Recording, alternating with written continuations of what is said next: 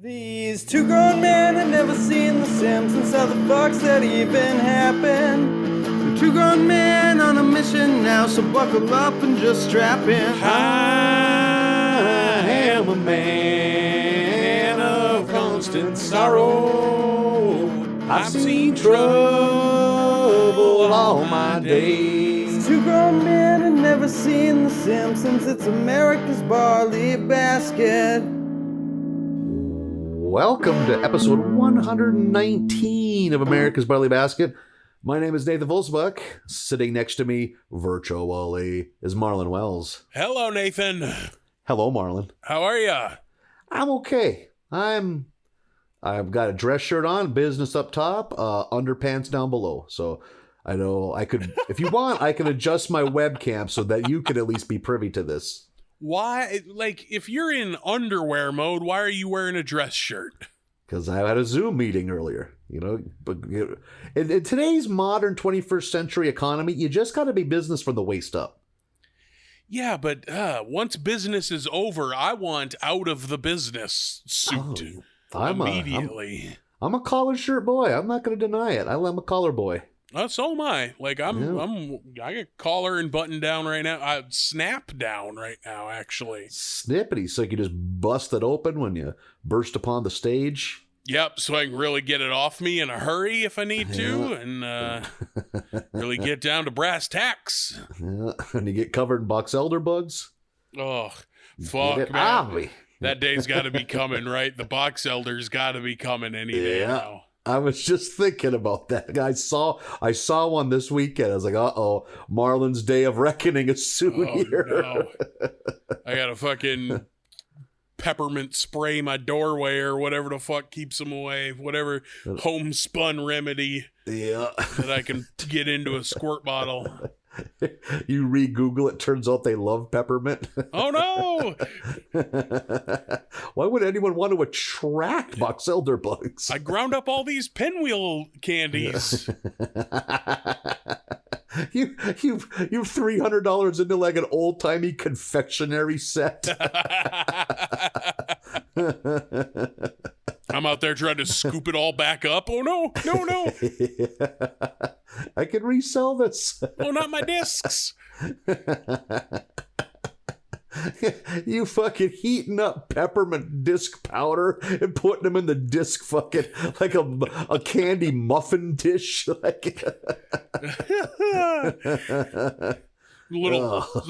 Some rocks in this one, but it's still good. It's a contact lens. I think this has been on the carpet.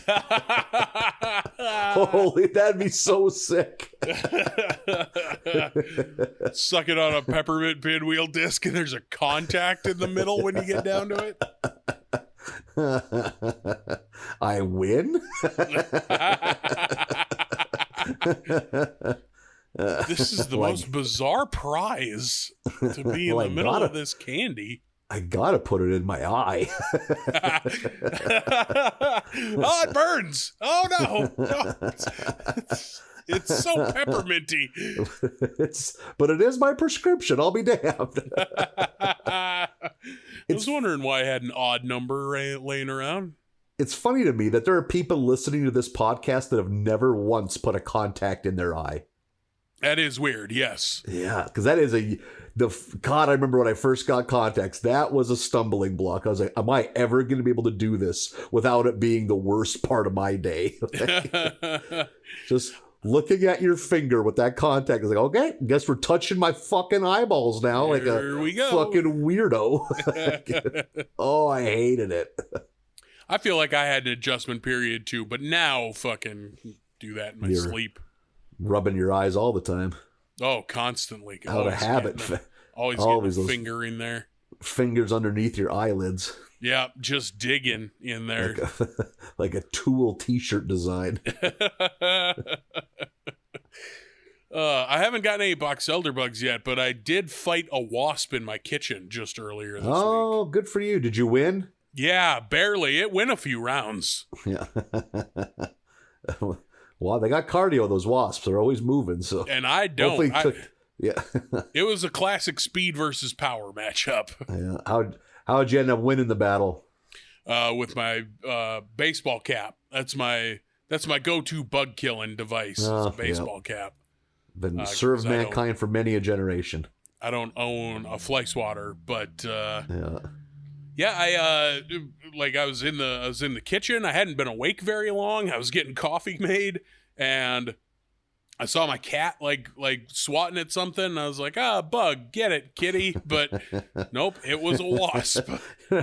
How many times as a kid I was just peacefully looking out of the window of my dad's pickup truck, and all of a sudden he's just flailing a fucking mesh hat at some bug on the dash. Have you been possessed by the devil? Oh, that's a wasp. I'll go, which I'm totally team pro dad on that one. Yeah, I'm with your old man on that one. Get anything that can bite or sting out of this fucking car. Terminate with extreme prejudice. I flailed around a bit, and then I swatted it out of midair. Felt like a real gangster. But then I was like, fuck, where'd it go? Couldn't find it. I was like, well, that's never good, because now it's mad. And I was looking around, and looked over, and it was flying in the kitchen again. Back for round 2. And it landed on the front of one of my cupboards, so I fucking thwacked it with my hat, and it dropped down to the counter and was flailing around a little bit, just like wiggling a little. I was like, I got you, motherfucker. And I turned around to grab a paper towel to like scrunch it up and, crush it and throw it in the garbage. And when I turned back, it was gone. So now we're in round 3. Fucking final round, like Mortal Kombat. You hear your bedroom door lock and somehow got in there. I hear my gun cock from inside my room. Oh, no. Did I just hear my revolver hammer fall back? It's just shooting through the sheetrock, hoping to get lucky. Oh, man. Let's say you're on a date with a gal. It's date number 2, let's say, or 3. It's going fairly well so far. She invites you to her place for dinner. Like, oh, this is a step up from the last 2. And right. While there, she spends half an hour trying to collect a wasp in a cup so she can release it outside. Is there another date? For me, nope. If you save the lives of wasps, we're going to eventually have an argument that's too big to overcome.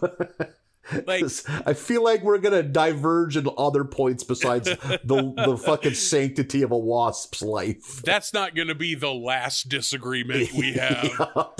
Yep. So here's how I see this going. I don't have a ton of deal breakers, and that's not one of them. But I also can't really keep my mouth shut, and I'm going to tell her that that's fucking ridiculous, and here's why. And then she's going to choose there to not be another date. So like the third time she falls on the linoleum trying to fucking net catch that wasp. As I just take another sip of my wine that I'm drinking. You got your napkin tucked into your collar. You got do you got a red? We're out of the white. Do you got a red? She's exhausted. And then finally gets stung. Yep. Oh, imagine that. And swats it and kills it reflexively. Like, yeah. And is just dour the rest of the night. Like, yeah. I'm sticking around for the meal, but it's, I don't expect to be asked back again. Yeah. This was average. You stay stupid. Have a good life. Yep.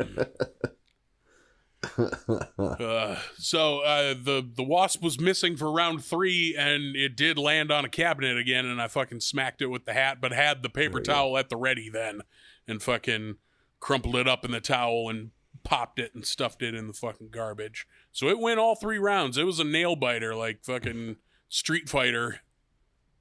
And your human ingenuity wins out again. Yep, my Winnipeg Jets baseball cap wins again. Yeah. Fatality.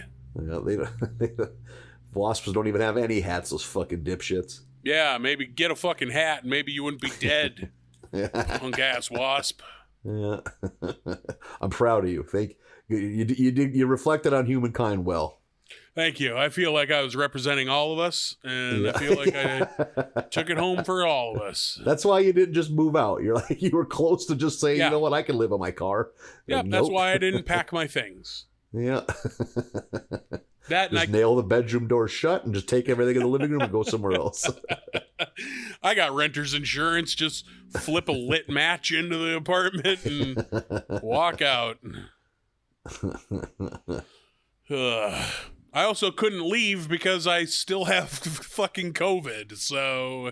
Oh shit! Yeah, like you're not allowed outside. It's the wasp or getting stoned. Like, it was like Old Testament style. It was kill or make peace with this wasp because we had to be here. I'm on day fucking 12. How long is this supposed to last? Yeah, the outside world ain't ready for your jelly.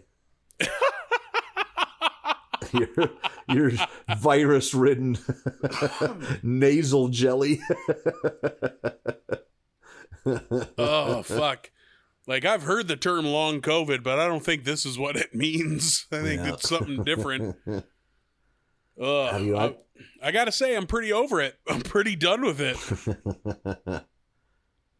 What do you have, 12 days, you said? Yeah, 12 days. And I have felt perfectly fine for 7 of them. And how often you been testing? Every other day. Oh, there you go. Well, one of these magic days. Yeah, one of these days, the test is going to reflect how I feel, which is fucking fine. What's your first stop? Ball pit at Burger King? Yeah, I'm gonna hit the Burger King ball pit down the road at the Playland. You run in, clap, and don't even put a food order and just dive right in. How long till they send someone in to talk to you? 45 minutes? Yeah. Oh, I don't know. I think, if it's the daytime people, yeah, because there's someone who's lively. Someone's paying a mortgage with Burger King money, so they got to step up and check on this. You Especially go in at 7:30 at night, no one. Especially if it's not dinner rush time during the day. If it's 10:45, I might not get to the ball pit before I'm apprehended. He ran in here. We didn't like the look in his eyes. We intercepted. Somebody spears me out of my boots as I'm rounding the corner. They're talking in one of those collar mics like they're Secret Service. The threat has been neutralized.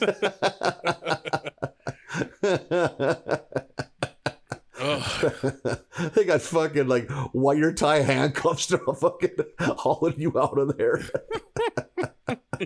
And like you didn't even commit a crime, so they just cut you and let you go. Yeah, they just cut me loose in the parking lot. Take me right up to the property line and cut me loose. You could use the drive-thru, I guess.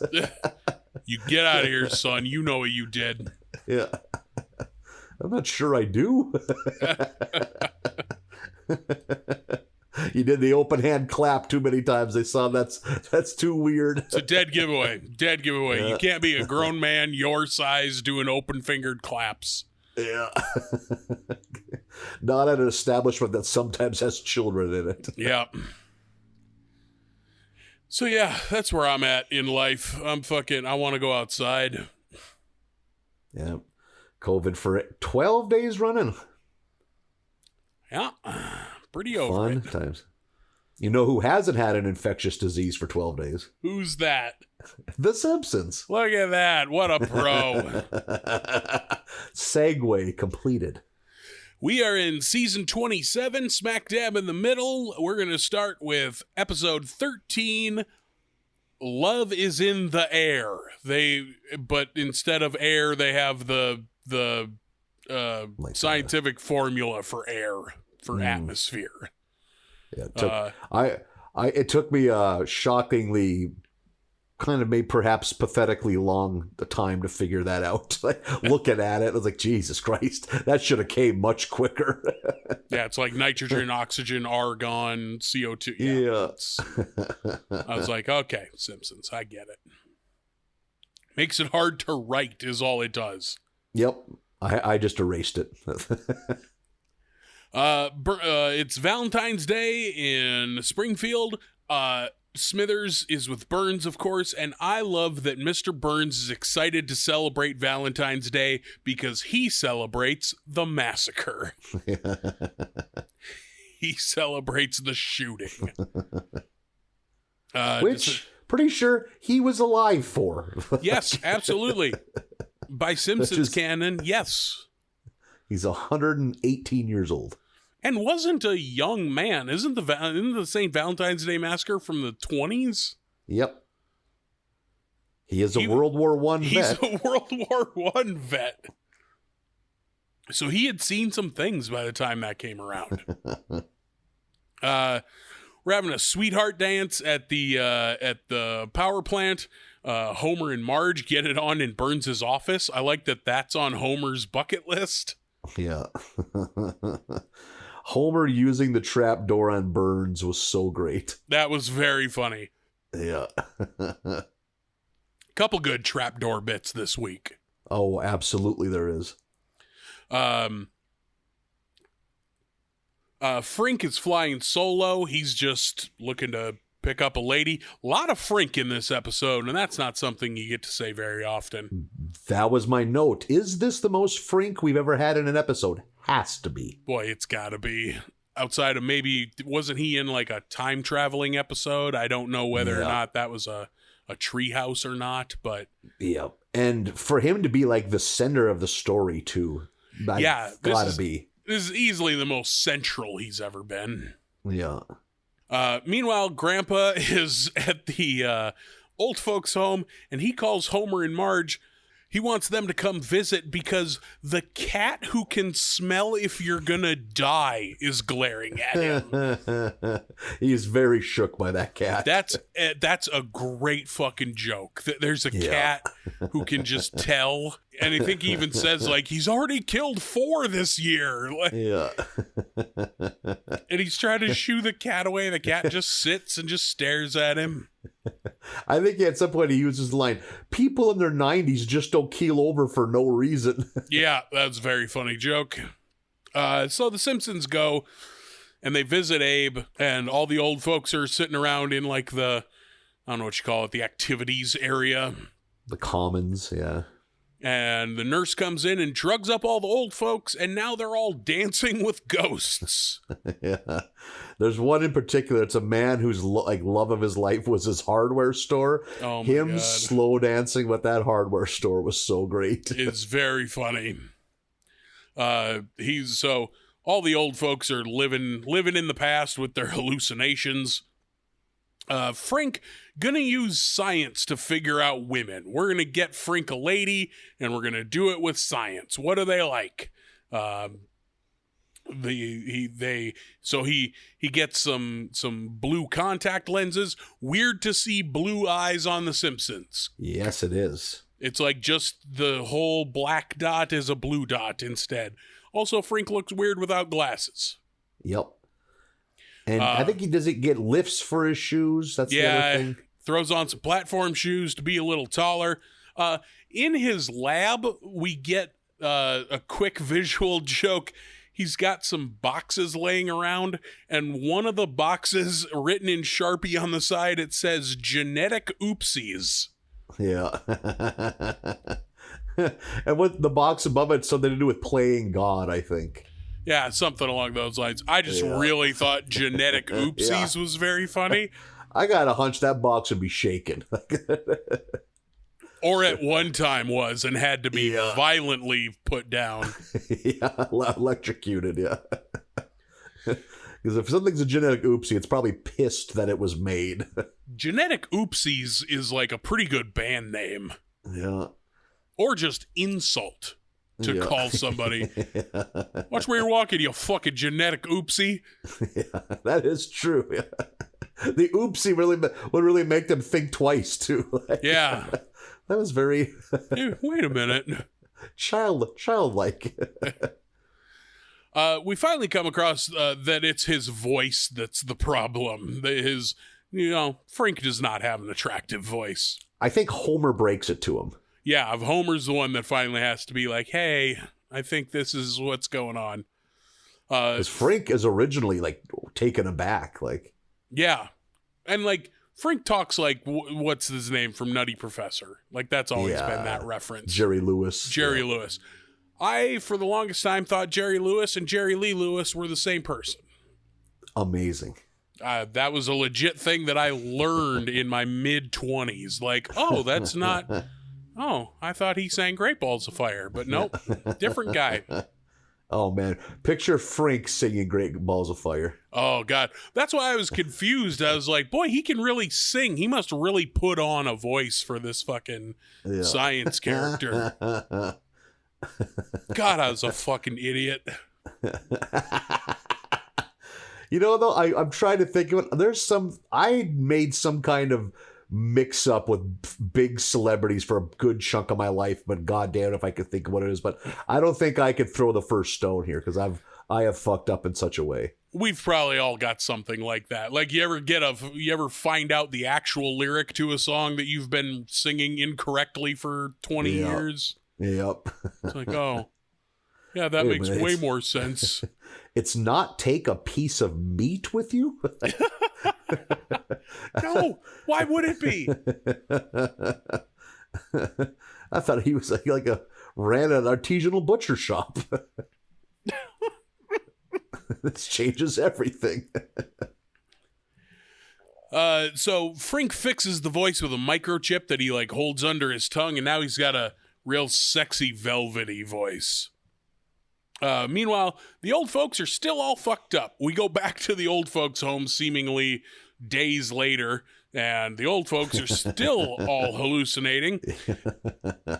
And fucking Bart fleeces these old folks with gambling in his room. He just has paper stuck up on the wall that he has written Atlantic City on. And is fleecing old people out of their money.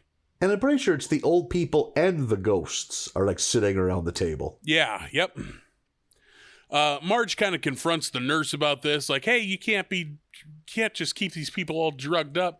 The nurse does that so she doesn't have to work, so she can just watch television at the front desk. Meanwhile, Frink picking up women at yoga and then hooking up with ladies. He hooks up with Cookie Kwan and her twin sister. Yeah. We have not seen Cookie Kwan in quite some time on this show. That's a very good point, yeah. Also, hooks up with Miss Hoover. Yep. And that makes sense to me. One of you's a scientist, the other's a teacher. Yeah, that makes sense. It adds up. I don't know that I marked it down for later. I don't even remember off the top of my head which episode it is, but I like that we get a couple episodes this week of Miss Hoover living. Yep. She's out living a life now. Maybe Krabappel's passing was her inspiration. Yeah. We're down at the bar. We got Frink and the barflies, and Carl's a little jealous of Frink. Carl says, I can't even find one single woman to put up with me and my domesticated Wolverine. It's just so good. And the way he says it, he's just lamenting his bad luck. Yeah, he's dejected, oh, shucks. Me and my domesticated Wolverine. That's a good pet. It's a hell of a pet. Yeah. We get back to the old folks' home. The old folks are off of the drugs, but now they're all super miserable.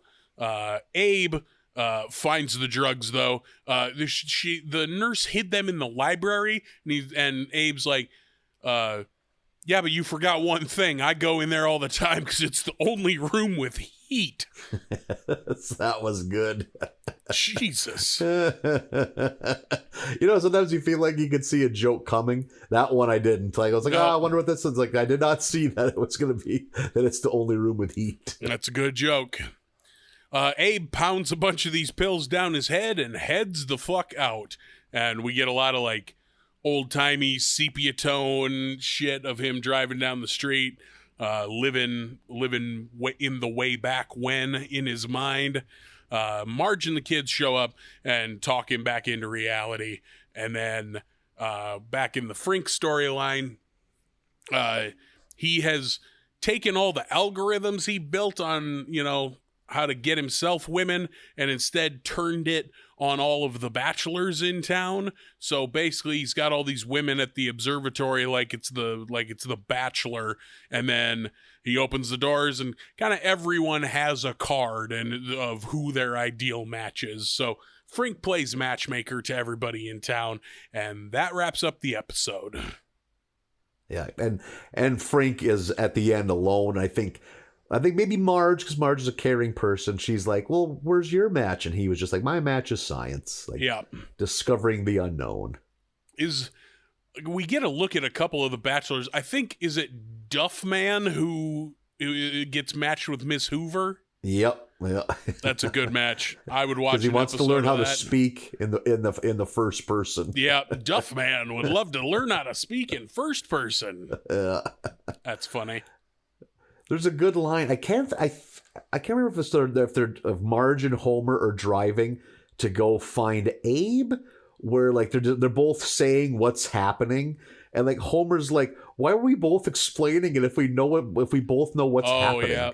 Because it is like, no one talks like this in real life. It's only in like movies and TV to catch us up. And Marge is like, "I just like talking to you." Like, that Jesus Christ, these two. An adorable moment.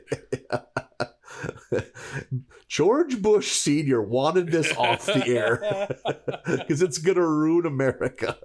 Yeah, because she's just like talking out loud, giving exposition as to where they're going. And that is, you think it's a good joke of Homer being like, "Why are we saying all this out loud if we both know exactly what we're doing?" And then waits just a beat. And then precious Marge "I just like talking to you." It's like, "Aw, smile at each other. You two. That's adorable." Yeah. Earlier in this episode, you two fucked in your boss's office. Yeah. And may have killed him by having a World War I vet fall down a trapdoor. Yeah, you're a little sweet and a little spicy, you two.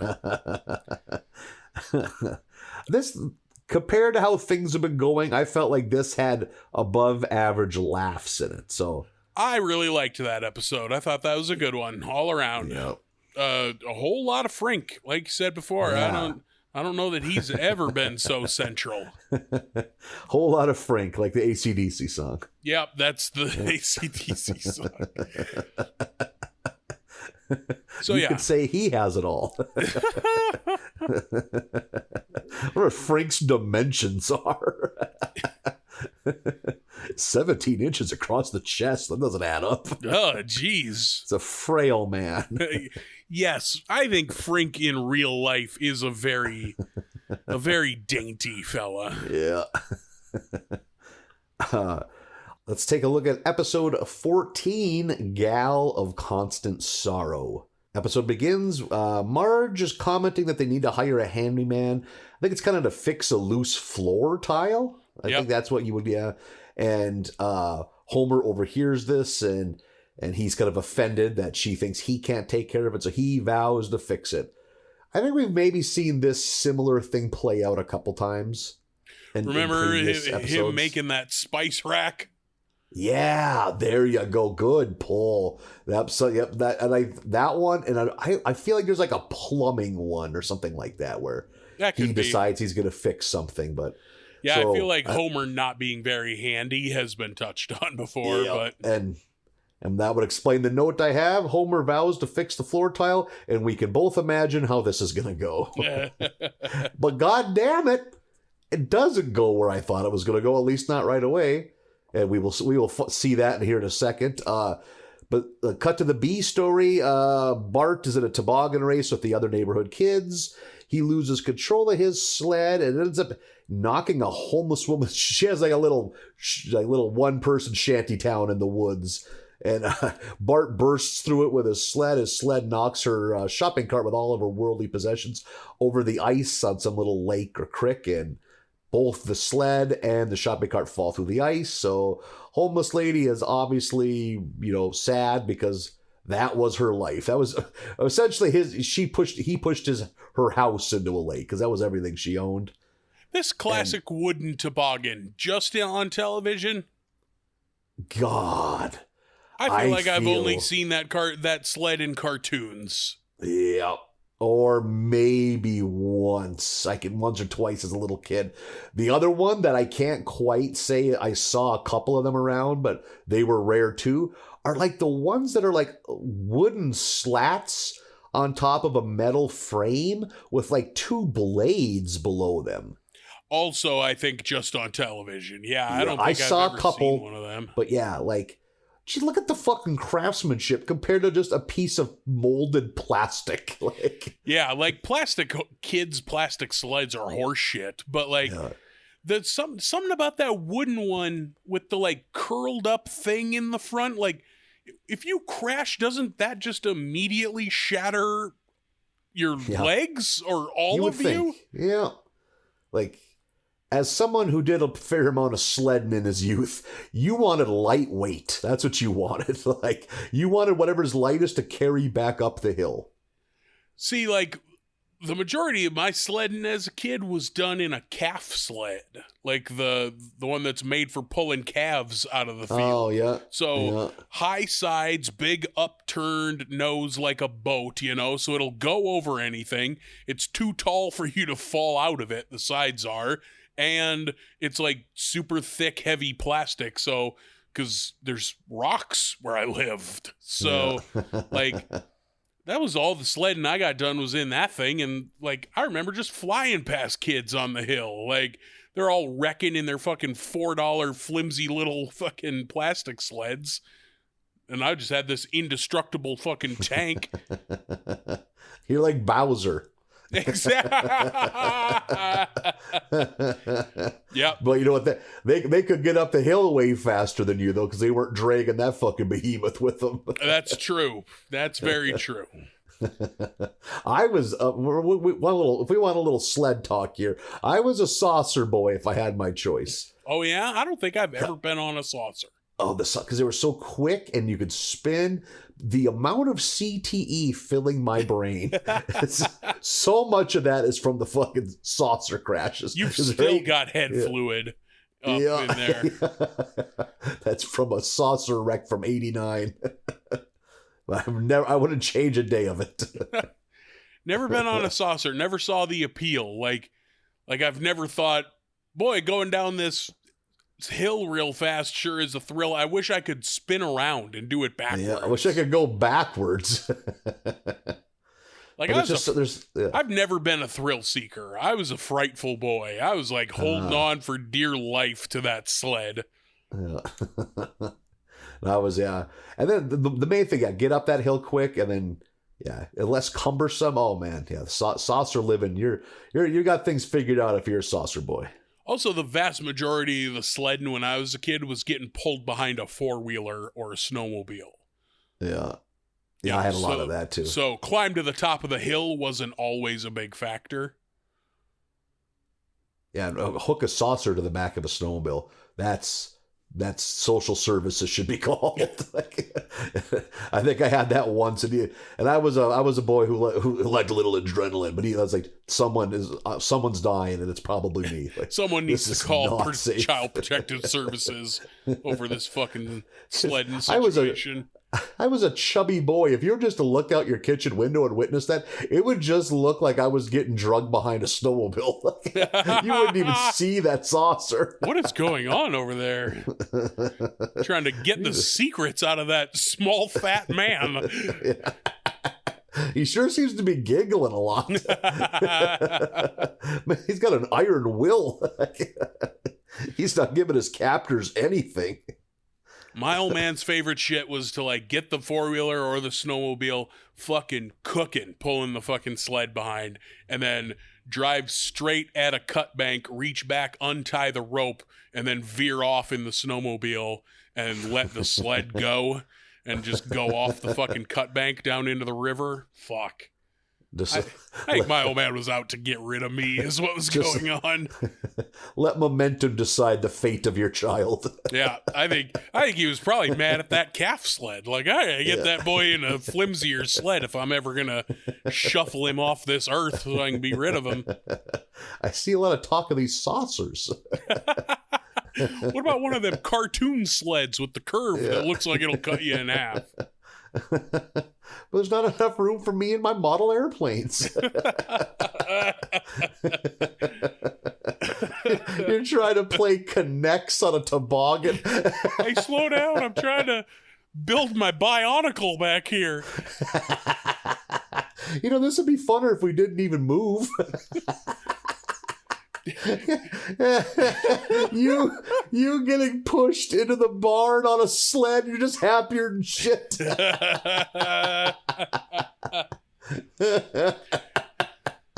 Having the time of your life. Hey, slow down. I'm trying to read back here. Fucking 9 books deep into my Hank the Cowdog series. My old man just wants to get me out of the goddamn house. Yeah, You fucking read in the breathe. sled then. He's in the basement too much for a boy. His lungs, he's gonna get the croup again. Christ. Look at you now, sun-kissed skin. Yeah, look at me now. 12 days deep into COVID. Haven't left my apartment in 12 days. And it honestly hasn't interfered with my life that much outside of missing 2 comedy shows. Yeah.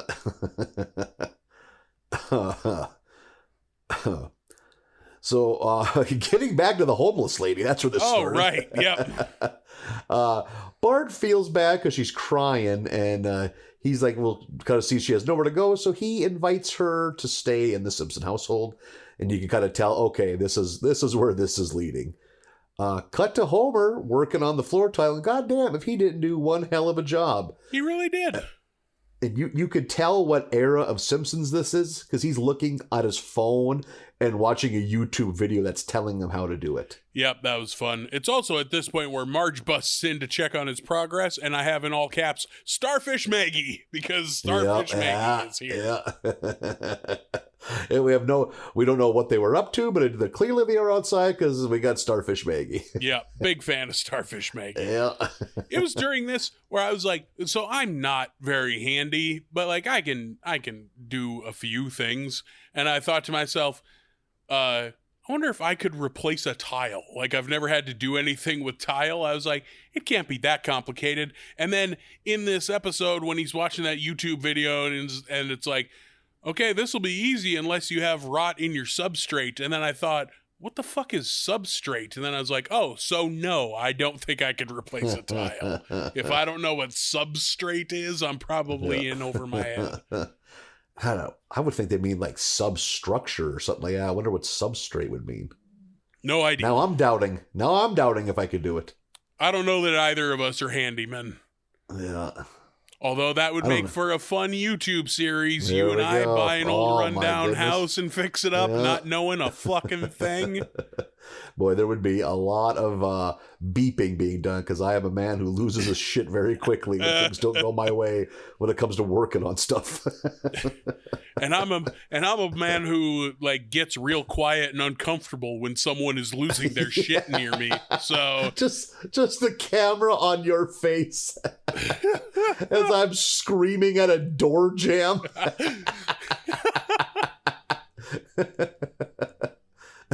He's using some exotic curse words. Usually you can tell what they're saying, but and I'm just in a corner, facing the corner with my hands folded in my lap, just like just humming to myself. Last we saw the Burly Boy Contractors, Nathan was saying cunt to a door.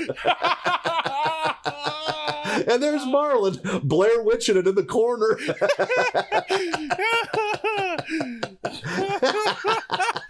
Not even looking at your phone, hands at your side, just nose 6 inches from the wall. Yep. Head down, chin tucked. Just he's got the whole world in his hands. He's got the whole. You fuck motherfucker! As you're just screaming in the back. 17 days into the project, they are somehow farther along than when they started.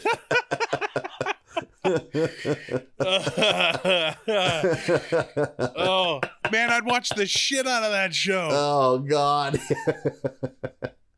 One with a temper, one who gets sad around angry people. Yeah. And neither of them know shit about fixing this house. Yeah, you're in a room talking to the camera about how good things are going. All of a sudden, a sawhorse somehow flies through the wall.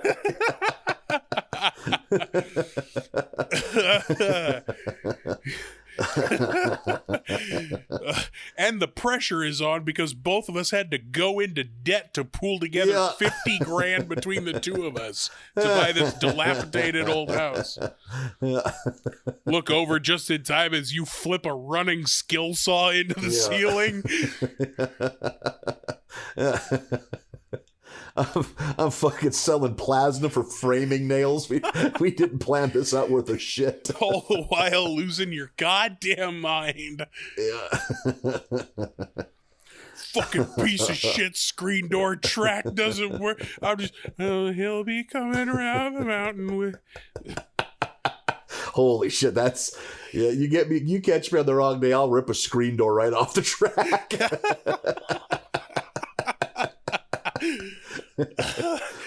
Why fucking have it if it doesn't work? Just facing the corner quietly singing children's Christian music to myself. It's you on the grill making burgers. Yeah, we've worked hard today. We deserve... All of a sudden I burst through a screen door, angrily rip the whole thing off the runners and throw it off the balcony. You want cheese on yours? I flipped the grill over the edge of the balcony, dude. 4th of July's canceled.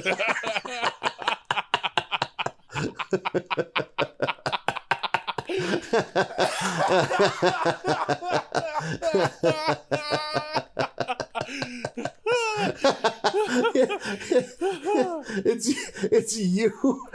You're sitting on the front porch eating a grilled burger, and it cuts to me in the car screaming and holding the McDonald's bag.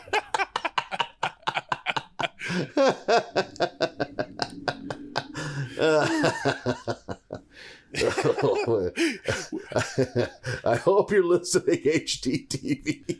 Put us on television. Oh my god. Oh, I would be so emotionally and physically exhausted by the end of that.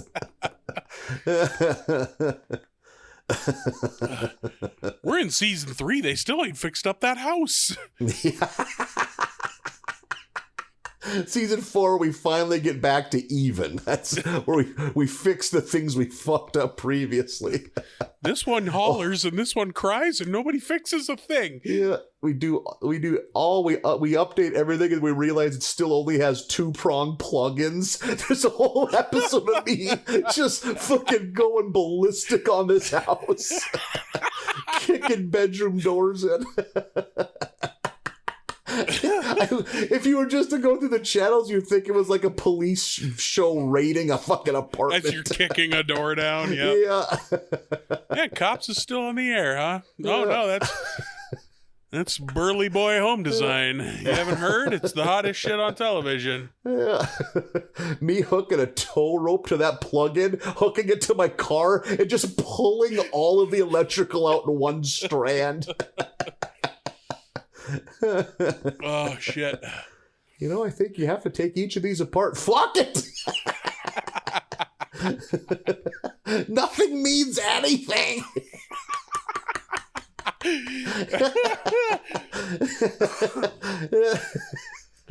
You and me lying on my side in front of the car with all the electrical hanging behind it, sobbing and screaming as the credits roll.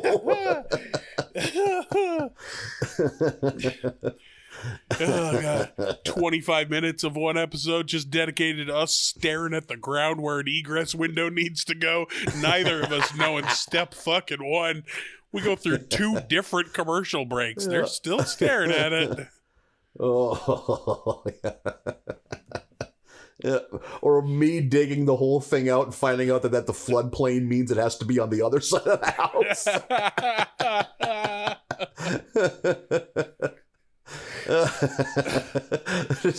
10 minutes of me crushing a doghouse with a shovel. The neighbor's doghouse, not even yours. Yeah. Cut to a 50-year-old woman on her patio watching in terror. If we can't have a house, your dog can't either.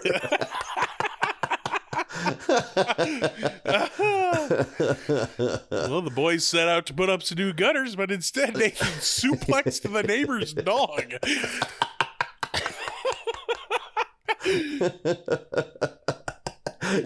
You trying to calmly explain the process of what we're up to while I'm getting attacked by a dog in the back.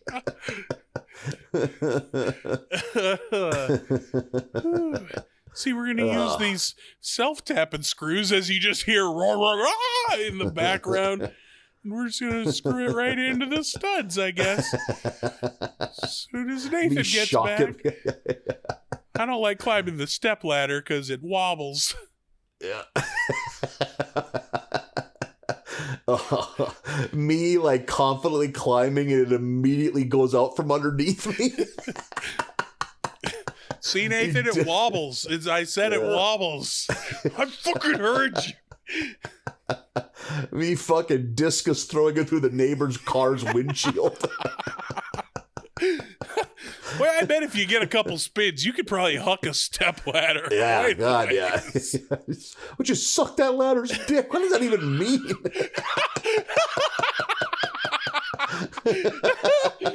Jesus loves me this way. In the corner. The neighbor lady's finally had it enough. We're screaming at each other. You're singing in the corner. Now her and her dog are beating me up.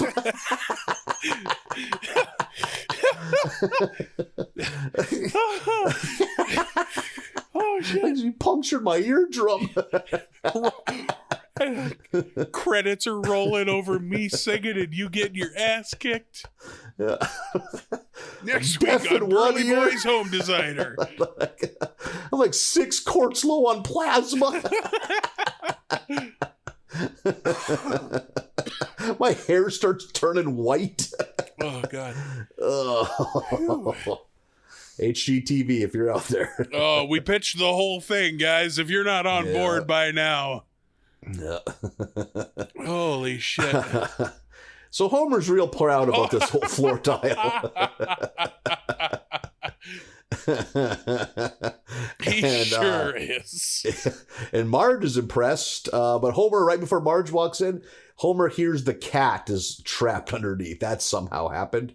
But since Marge is impressed, he can't let Marge know the truth, so he just keeps hiding it.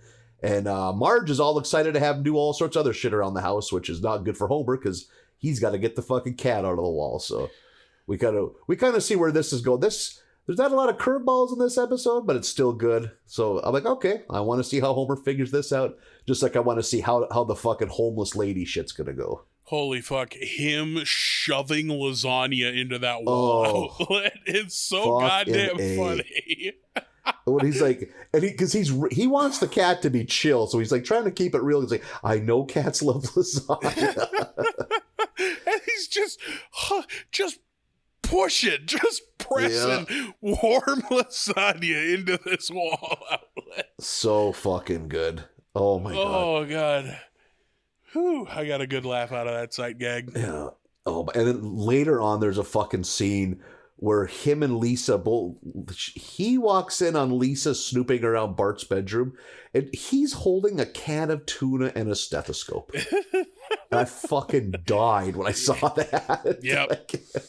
Like, I don't even know if Lisa asks a question. That shows how fucking oddball that fucking house is. That, like, not even like a, hey, Dad, what are you up to? You know, but no. A stethoscope and an open tuna can. No questions asked. So fucking good. Jesus Christ. So Bart has eventually had enough of homeless lady, but she's kind of like Jesus Christ, she was living in the woods before, so she wants to stay, and eventually she kind of makes a deal with Bart. I think it's just $1 a day. So she pays him a week in advance, and we get like a video music montage of Bart having extraordinary amounts of money. He goes to a candy shop, he can buy whatever he wants.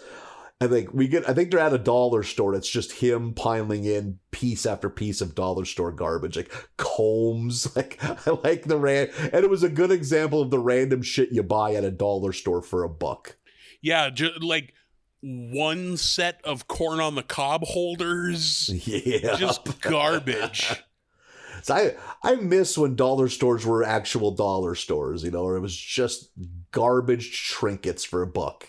Yeah. Also, this all happens while Drake's Started from the Bottom is playing, which is easily like the most modern rap song we've ever had on this show. By a good lot. call. Yeah. Like while that was playing, I was like, this is like jarring how modern this is or was at the time, you know, because like when there's music on The Simpsons, it's never what's modern. Yeah. Especially rap, like a fucking rap song. The only time I could think of where it's ever modern is if it's like a pop star and she's in the episode or something like the that. Gaga episode. Yeah, or like Katy Perry, maybe. We got a new song of hers once. Yeah, there's something about this one where I was like, holy shit. Like, yeah.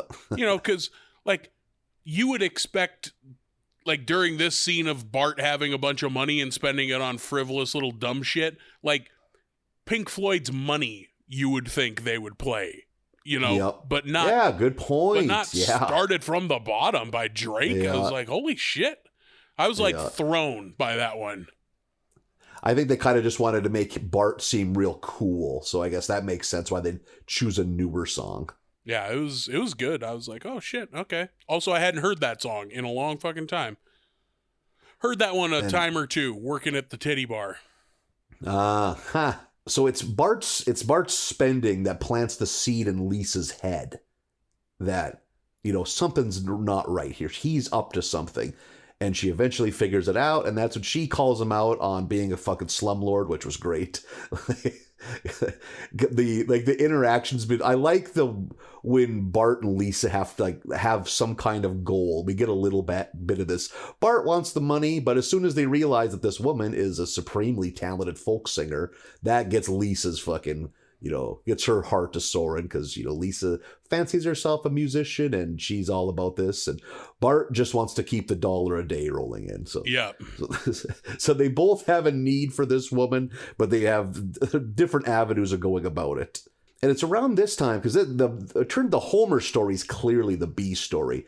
It's around this time that fucking Homer is in the final stages of finding the cat. And it's now in the basement, which... this doesn't make any goddamn sense. Like, if it's stuck in the wall, it's now in the basement. And only in The Simpsons, or apparently, unless your house was built in the 1700s, you can't fit in the walls. Like, God damn it, Homer doesn't get a hole big enough in the basement sheetrock, and now he's in the wall. And it's him walking along the wall. His gut is destroying all of the sheetrock, but God damn it, they get the cat out of there. So that story's taken care of. I mean, there is now $15,000 worth of damage in that basement that a professional is going to have to fix. Which I always knew that was going to be the joke. Like that, like this is going to end so poorly that they're going to wish they hired a pro from the fucking get-go. Exactly. He does get the cat though, who, by the way, is eating lasagna. Like Homer was right. Yeah, that is true. God damn it! It's not like the cat ignored the lasagna. The cat was enjoying. Lasagna is a pretty universal treat. I just had a conversation with someone fucking yesterday about how great lasagna is. Like, God, I used to. We all should be treat eating myself more lasagna. to a Stouffer's. Yeah. I very nearly like DoorDashed some lasagna from Altoni's in Moorhead just 2 days ago. Yeah. I'm sure with DoorDash that would be a fucking $48 slice of lasagna. But yeah.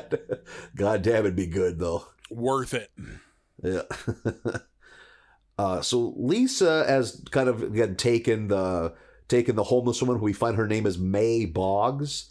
She's taken her under her wing, and they're in Lisa's room, and they record a song on Lisa's laptop. Because it turns out this hobo can fucking sing. Yeah, she's very, very good. And Lisa's super excited about this, so she's determined to get this woman the recognition she deserves. Lisa talks to the music teacher, the mayor, and Krusty, because Krusty Co. will put its branding on anything. It'll sponsor any project because they're whores. They just want their brand out there. Yeah. And by God, Lisa's got a concert set up for May Boggs kind of at this outdoor amphitheater that we've seen the Simpsons use countless times. Yeah. Hetty May Boggs is her name. Yeah. Hetty May Boggs? Okay, you're right. Yeah. Of course, it's like a southern country singer, so it's gonna be a 3-name, a 3-word name. Earlier, she tells Lisa that she is from what is it? Spit Skillet, Kentucky. Yep, Spit Skillet, Kentucky. Yeah. Jesus.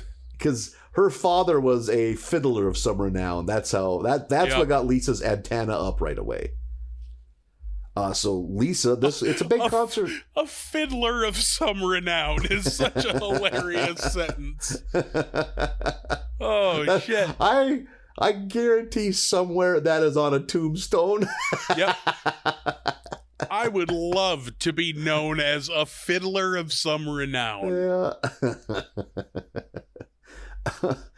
And Lisa, you got to promote a show. You can't just book it and set it and forget it. You got to be out there getting the word out. So Lisa gets Hetty May on the what I don't know if they call it NPR. Do they? Yep. Yeah, they flat out call it NPR. Okay, she's on. It's because if it is an NPR, it's very NPR-y. So they nailed the vibe very well. So she's on NPR, and that's when it gets revealed that fucking Hetty May has a crippling heroin addiction. To the point she's like shaking down the radio host for drugs. So good. Yeah. And the best is Bart has been calling this the whole time. Yeah. And they're in like the recording booth and he's like holding up a sign that says I was right. Yeah. Lisa's just demolished. He's called this shot for this whole episode. Like, she's gonna let you down. Don't put that much faith in her. And here we are. So now Lisa, she has all the right in the world to be this way. She's very uncertain if Hetty May's going to make it to the show on time. So they find out, they do a little digging. I think that's when Homer gets involved. Yeah. He's like, he knows this kind of life. He's a man with a crippling drinking problem. And his B story is wrapped up now, so he's free. Yep. He's free. He's coming off the bench. He's ready to go. What is it that she's drinking? Is it antifreeze-based liquor? Yeah, out at Cletus's. Because Homer even says, like, well, we got to go find her. And Homer's just like, to Cletus country. Yeah, because Bart noticed she smelled like antifreeze booze. That's what Homer realized. We got to go to Cletus's. Yeah, to Cletus country. And Lisa's like, I'll stall them with sax music. So Lisa's going to go on stage and play sax for a while they go to Cletus's. And goddamn it, if they weren't right, there is a very drunk Hetty May fucking wasted off goddamn fucking antifreeze-based moonshine. God damn it, antifreeze has to be one of the last things you'd want to drink.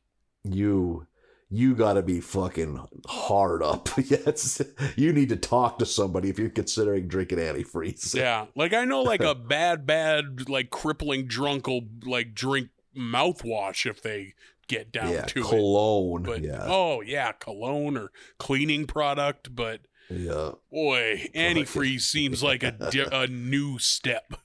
Yeah. And while she's there, she commandeers a shotgun. So Bart and Homer's plans of just easily abducting her go out the window because she's not done partying yet. She's having a good time in Cletus country. Cut to Lisa on stage playing sax for a very long time, and what was once a pretty full crowd now dissipates, and we're left with a sad Lisa on stage. And I don't know how it's supposed to be 4 hours. It's like nighttime now, and Hetty May shows up, and Lisa is very fucking sad and very angry, and she has all the right in the world to be. And Hetty May realizes this, and Hetty May sings a song, and that. It's again, she's insanely talented, and that's enough to kind of soften Lisa enough for to say, hey, how about you spend one last night at our place before you get to wherever you're going. And that's almost it, but we get a little bit of an addendum that shows that Hetty May is in some kind of countryside rehab center with a bunch of the Springfield drunks singing a song. Yeah, singing it's a rendition of Big Rock Candy Mountain, except it's the house right next to Flanders. Like, oh, yeah. So it's like that old Big Rock Candy Mountain folk song, but with new lyrics about the Simpsons. I did like she mentioned she stole their silverware. Yep, that was fun. And another nice touch, Mo walking in and opening like a trap door that leads back to Mo's. Which is so perfect. Yeah, because God, Mo's a pathetic piece of shit. Quite a motley crew of who's in rehab, too, because it's like, yeah, Mo is there, I think Krusty, I think Lenny is in there. Like, yeah. It's a weird smattering of Simpsons side characters. The hopeless bar drunk that rarely talks with glasses is in there. And then blonde-haired business lady's in there. Lindsay Nagel, yep. Lindsay Nagel is also, she's like the first person you see, yeah. We get more of her later in this batch, too. We definitely do. Who voiced Hetty Mae Boggs? Two people, actually. Kate McKinnon voiced her when she's speaking. And the very attractive Natalie Maines was the singing voice. Oh, Natalie Maines. Yep. Now that you say that, I remember at first thinking that, but then thinking, oh, that doesn't sound like her when she's talking. Okay, that's what it was then. So she did the singing. I had assumed that it was Alison Krauss is who I thought it was. Oh, interesting. Since Alison Krauss does so much on the Oh Brother Where Art Thou soundtrack, and that this apes a ton of that music, I was like, oh, clearly this is probably Alison Krauss, but nope. Natalie Maines of the Dixie Chicks. I don't know if I enjoyed it more than the last episode, but it was right there with me. I thought this batch, both of these were funnier than average. Yeah, I did not like it as much as that first one, but really liked it quite a bit. I thought that was a very good one. Yeah. Like the nice little touches were like all the lyrics to all the songs were funny. Like, yeah, they were good. And like I said, it's all Oh Brother Where Art Thou music, but with new lyrics. Like, I'm here for it. I like that shit. Let's see if we keep on the positive side with episode 15, Lisa the Veterinarian. We start with yet another Bill Plimpton couch gag. For an animator who I had never heard of before watching this show, he gets a lot of mileage on this show. Yeah, right? Yeah. And I don't think you should beat yourself up. I think a pretty vast swath of America isn't thinking about Bill Plimpton on a regular basis. I'd be willing to bet that I'm not the only one who got their introduction to Bill Plimpton via The Simpsons. Yeah. I like the idea of you, like, kind of being down in the dumps over it. So what kind of grown man doesn't know who Bill Plimpton is? There's a t-shirt. He's been nominated multiple times for Best Short Animated Film. At the Golden Globes, not even the Oscars, like getting down on yourself for B-level awards. The foreign press loves Bill Plimpton. God damn it. So stupid. Like hitting yourself in the forehead. Don't even know what a substrate is. Yeah, you're just conflating everything together. We are $42 for lasagna.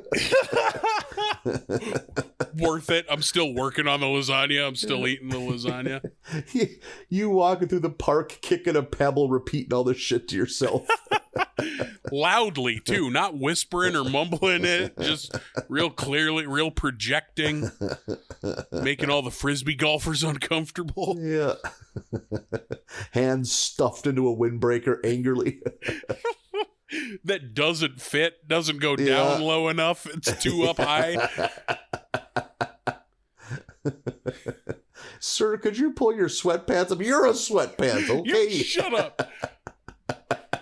Don't even know Bill Plimpton, just muttering.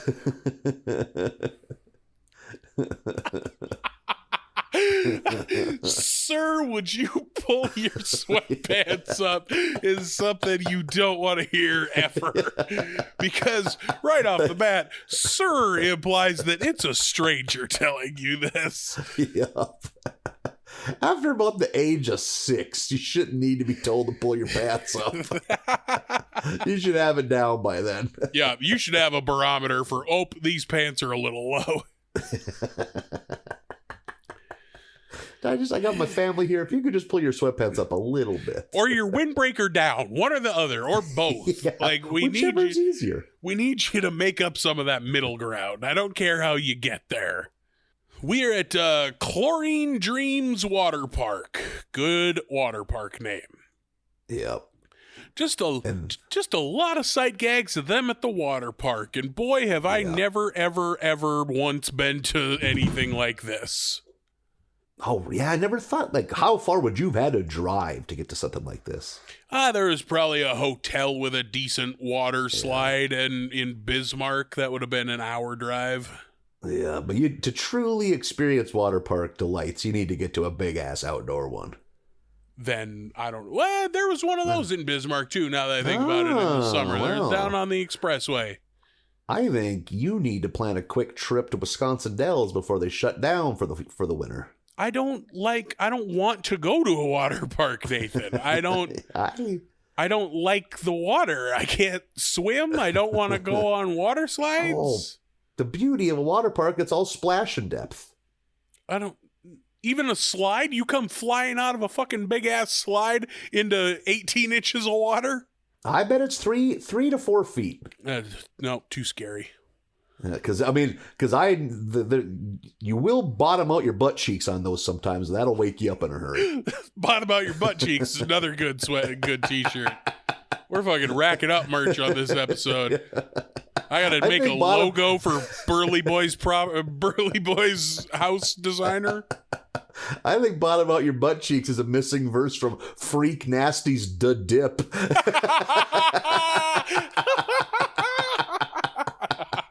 When I dip, you dip. Bottom out your butt cheeks. That's the hype man they had to fire partway through that first tour, so he's not on the recording. He's in the early demos. Yeah.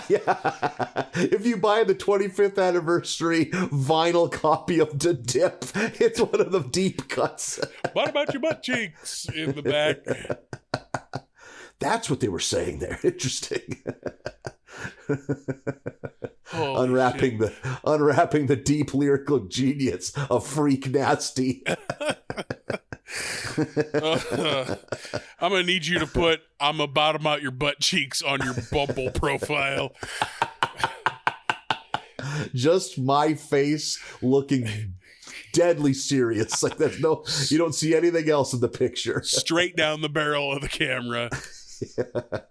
Yeah, or holding it low too, like a divorced 55-year-old man that doesn't know how to take a decent selfie. Exactly, down by your crotch, so you're just looking straight down at it. Expressionless. All caps, no punctuation. I'm a bottom out your butt cheeks. Imagine the damaged person that's like, finally.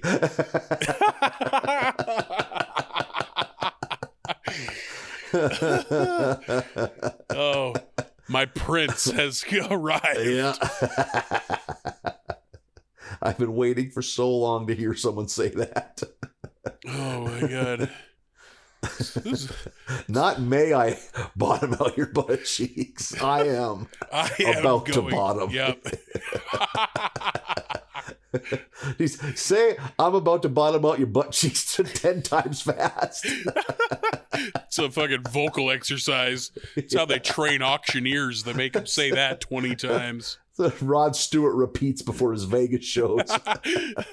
Switches up between that and red leather, yellow leather. Whew. Fun times at the water park. You're big on water parks. You're a splashing boy. I like to splash. You and I don't understand each other at all. Yeah. I would probably have to lose some weight before I visited one, because I would hit terminal velocity way too quick and could truly kill a child. Because that's one thing that happens. You don't realize it. The kids working there are not trained professionals. So they just, they give them about 5 Mississippis and they send the next person. If you are a child, kids, if they don't want to go too fast, or anyone can, you'll sit up. If you can picture that, you're not lying down, you're sitting up. That slows you down a ton.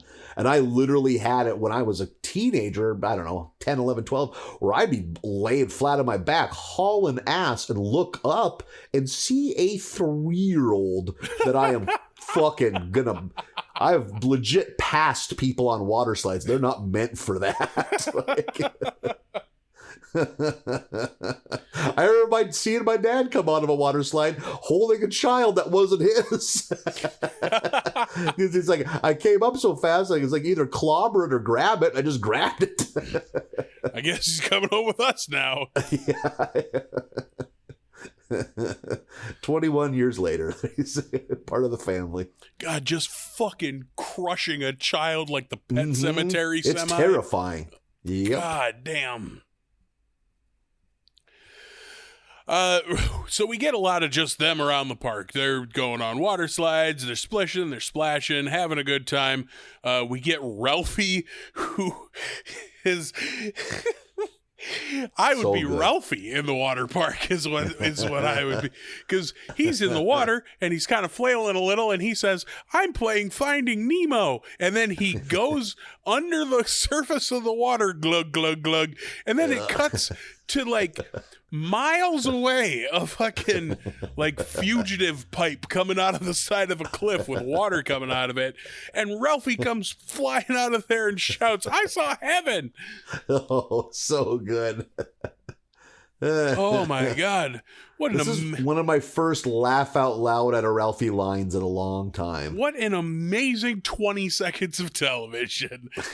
I'm finding Nemo. Blah, blah, blah, blah. I saw heaven as he goes flying. Oh my God. He is so high in the air when he comes out of that drainage pipe. It's like 7 stories above whatever that's fallen into. And so joyful. He's so joyful. Yeah, can't be deterred. Homer goes on the big and tall slide, which includes some, like, what is it, walrus grade Ludite? Yeah.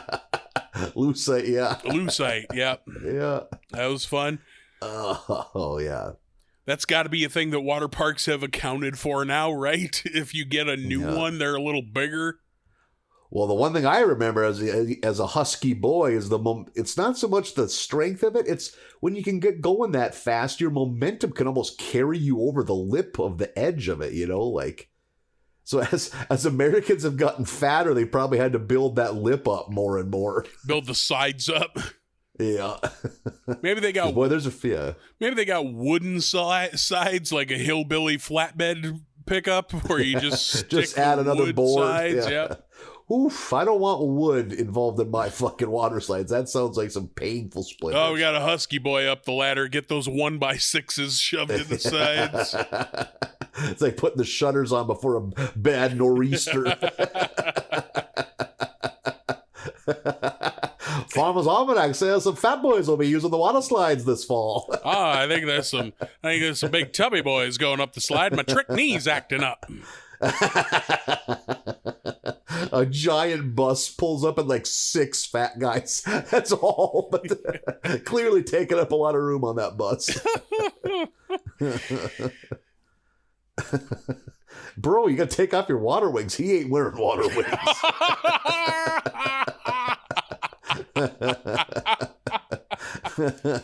Holy fuck. That's a rock bottom moment. Holy shit. Were you at the pool today? No, why do you ask? Fuck. You look tan? Well, if someone ever thinks that you're wearing water wings and or a life vest and you're not, that's supremely insulting. Yeah. Bro, you forgot to take your life vest off before you put your shirt on. What are you talking about? I am so sorry. I always have a beach towel around my neck. Bart wants to go on this one ride, but there's too long a line, so he clears out the line in his own Bart way by going into the control room and saying that the the weird penis piranhas are in the pool, and that everyone, if you're worried about that, you should leave. And so everyone goes running out of the fucking water park. And so Bart has it all to himself. And that's when a fucking raccoon comes in through one of the shattered windows, because all the men worried about the penis piranhas got out of there in a hurry. And he also tells them that to be safe, they should pack their junk in snow. Yes, which leads to a great moment outside with Chief Wiggum naked in the snow, and he's looking down at himself, and he's just like, Lou, I'm gonna need a big favor.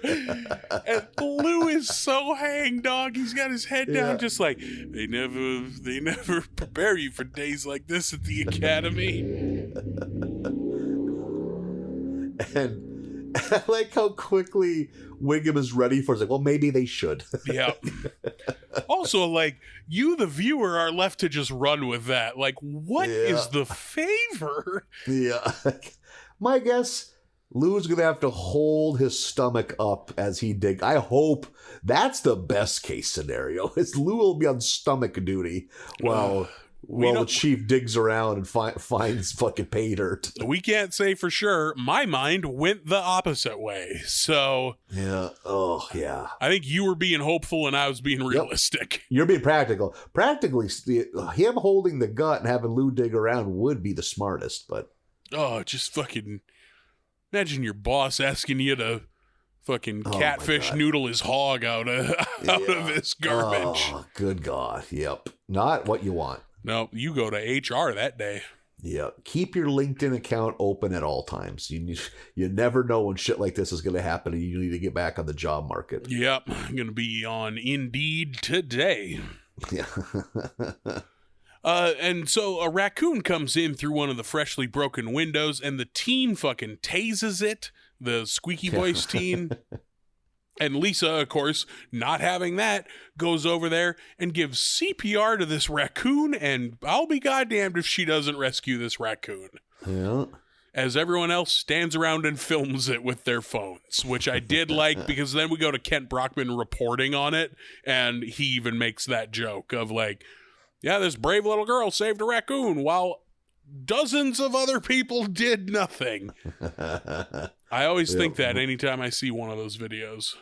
Like, some of the rest of you can do something, right? Yeah.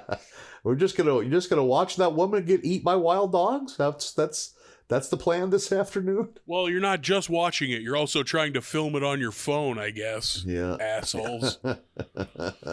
I like, before we leave the water park, I like that everyone is so impressed with Lisa, and Nelson is kind of dejected about it. And he's like, "Oh, she would probably give me CPR if I had real swim trunks." And it pans down, and he's just wearing tighty whities, which I don't think you're supposed to wear at a water park. And when he turns around and walks away with his head down, there's a big red stamp on the ass that says rental. Yeah, good God. Nelson's family is in such a place where they are renting his underwear. If I think about the idea of wearing someone else's tighty whities while in a pool, I could make myself throw up.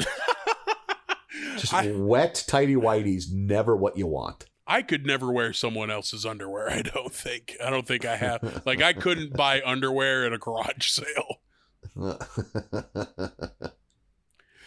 The next day at school, Lisa's very popular. Ralph comes up, and another fucking nugget of gold comes tumbling out of Ralphie's face. He says, "We saw you on the picture radio." Which... That's like Little House on the Prairie shit. Oh my God. It's so good. Lisa's soaking up all of this adoration. This is the point where we get some more of Ms. Hoover fucking living her life. She gives Lisa Mr. Nibbles, the class hamster, to take care of over spring break, and she says something, I might get this quote wrong because I didn't write it down, but she says something along the lines of, yeah, I need to have someone watch it over spring break because I'm going to be doing body shots with former students. Yeah, so good. Holy shit, Miss Hoover. Miss Hoover is fucking living. I love the idea of her just getting an apartment or getting a hotel for herself at like fucking Daytona Beach. Yep. Hunting down former students. Just living fucking life. Also, the very words spring break made me think I should watch Spring Break again because it's been a while, and I like that movie quite a bit. Spring Break or Spring Breakers? Breakers, there you go. Okay, yeah. Which I've never seen. It's very good. I have heard. It's James Franco plays the riffraff type guy. Yeah, I think riffraff was kind of bent out of shape about that too, because he is just playing riffraff. Really. Yeah, and they try to deny it too. It's like, come on. Yeah, come on. Look at this. This is exactly riffraff. Yeah. This is Jody High Roller, the neon icon. Dale D'Antoni. The Versace Python. The Peach Panther. Rookie of the future. What are you doing? What a fucking treasure. God, I love riffraff. I should check. You think riffraff's put out any new music lately? I would hope so. One would hope, yeah. Probably a single here or there. That Neon Icon album's very good. We can't talk about riffraff all day, Marlon. I don't want to derail things, but he put out a song he didn't put out. Basically, what I guess riffraff will do, if you're rich, if you just cut him a check for 10 grand, he'll show up at your place, drop a couple fucking bars, and then appear in your homemade music video. Because I saw one that he did. This guy must be loaded, because it looks like a real rap video. And the guy is not good. Or he's not terrible, but he's clearly not a good rapper. And fucking, Riff Raff does it. But like someone put it out, you can clearly see in the video that Riff Raff isn't even trying to pretend to have a good time. He fucking looks like he works in a call center with half an hour left on his shift. It's so fucking great. He's just there to get paid. Just this rich white dork fucking with a bunch of good looking girls and fucking Riff Raff appearing. And it's like, oh my God. That guy's grandfather built a fucking some company from scratch, and this is how his fucking progeny's spending that money. Also, Riff Raff shouldn't be judging anybody for being a rich white dork trying to make a music video, because that's Riff Raff. I don't know if you follow fucking Jody High Roller on Instagram or anything, but it's not like he's putting out high art either. Yeah. It's part of his charm, though. It is. It absolutely is. I'm with you. Wouldn't it be something if he became like fucking winning awards and shit? Like if Riff Raff won a Grammy for whatever his next record is. Yeah, gets like 5 mics from the Source or whatever. Jesus Christ, what year is it? I don't know that the Source Awards are probably still a thing. Yeah. I think, what was the other rap magazine that started Vibe? in the 90s? No, I think Vibe was just kind of black culture. But the Source, that was, rap. But I'm pretty sure 5 mics was the best review you could get in Source magazine. Yeah, and Source was the one. Source Awards were the rap Grammys. Yeah. That's where there was like a fucking fight between fucking West Coast and East Coast was at the 97 Source Awards. Yeah, because Suge Knight got up there and started talking shit about Puff Daddy, and they were in New York. Yeah. That was earlier. That was like 95. Yeah, you're right. Because they were getting shot by 96, 97. Because I remember Snoop Dogg. You could tell me East Coast ain't got no love for Snoop Dogg and Dr. Dre? Yep. Well, let it be known then. Yep. Those are 2 different speeches. Snoop Dogg went up after Suge and still said that shit. Because I think it was because he was. I don't think Snoop was thrilled about fucking Suge Knight saying that shit. No. I've seen interviews where he's like, I can't believe he said that shit. Yeah. All up in the videos. rapping all up. That's what it is. You don't want your producers rapping all up in the videos, and you sign with Death Row. Yep. That place, I'm shocked nobody died that night. No shit, yeah. So Lisa's going to care for the hamster over spring break while Miss Hoover's living her life. In the meantime, Marge comes upon a car crash, some manner of police scene, and Wiggum convinces Marge to do crime scene cleanup. And Marge, she's not super into the idea, but she fucking swallows it and goes out there and does a hell of a job. Even cleans up the hobo, Wiggum says. Yeah. I it's bet crazy though. I bet crime scene cleanup is one of the worst jobs you could have. Think you could do it? No. I don't think I could. I don't think I got the stomach for it. See, I think I could, because I'm sure the money is good. It's gotta be.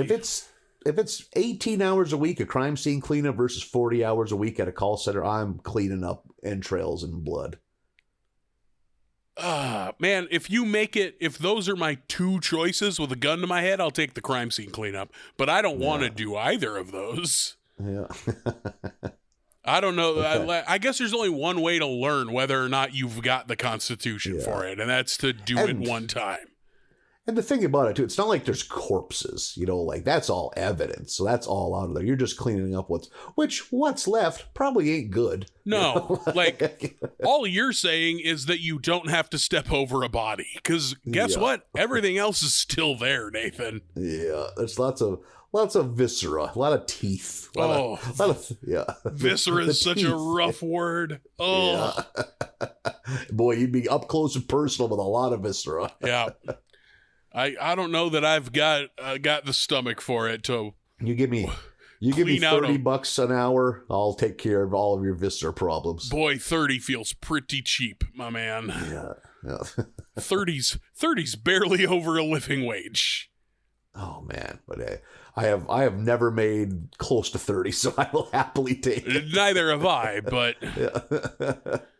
I don't walk into clean up a bathtub full of body parts. I don't know. Just put some headphones in though. You're just fucking. I'm gonna get caught up on my podcasts. Yep. As you're fucking cleaning fucking eyeball fluids off of a ceiling fan. You know what? Maybe by the time you're wrapped up in that full body condom ET suit with your great big rubber gloves and your respirator and your goggles, maybe you're so encased in protective wear that maybe it doesn't even bother you. Maybe it doesn't stink as bad as you think it would. Maybe it's not as gross to stick your hand in a bathtub full of blood as you think it would be. But man, now you're getting too hot. You're getting too stuffy wearing that suit. I'm just basketball shorts, a t-shirt, keep a bandana in your pocket if it gets real stinky. I envision it no shirt. You're like fucking Cool Hand Luke in it out here. And wearing a chain. like I get interrupted at the beach. I'm going to get to this eyeball, boss. Go ahead and get to that eyeball, boy. Yeah. Yeah, no thanks. I don't know about all that. I don't think I got the stomach for it. I think I'd be like, oh, no, I can't. Those are too many teeth. So many. How many did that guy have in his head? None now. Did he collect teeth? Are there extra teeth laying around? That count 19 molars. It's a Painless Parker situation. Just got a bucket full of them. Yeah. So Lisa, the hamster gets sick while Lisa's taking care of it. She runs him to the vet and gets herself an internship working for the vet.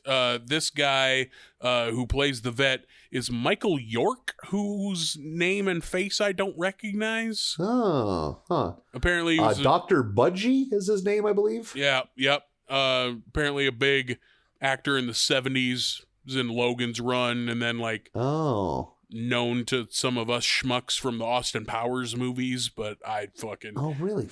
I don't remember those. Those were when I was in high school, and I saw them one time each and never thought of them again. You've only seen the Austin Power movies once.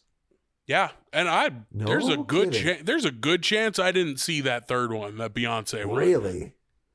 I've seen all of them countless times. No, I saw 1 and 2, and I was like, I get it. See, he's ugly, but since he's a dashing spy, all the gorgeous women love him, even though he has like shitty teeth and weird body hair. And I love James Bond movies, so I should like the parodies of them, but those, I don't think those are good. Well, that's a hot take. I think I spent the whole first one going, boy, Elizabeth Hurley's real pretty. And then I spent the second one going, boy, Heather Graham's real pretty. And then I was like, you know what? I can find pretty girls anywhere. I don't need to look at 90 minutes of Michael Myers. Vamping for the camera. Yeah, Mike Myers. I got to specify. Michael Myers is from Halloween. He's a scary customer.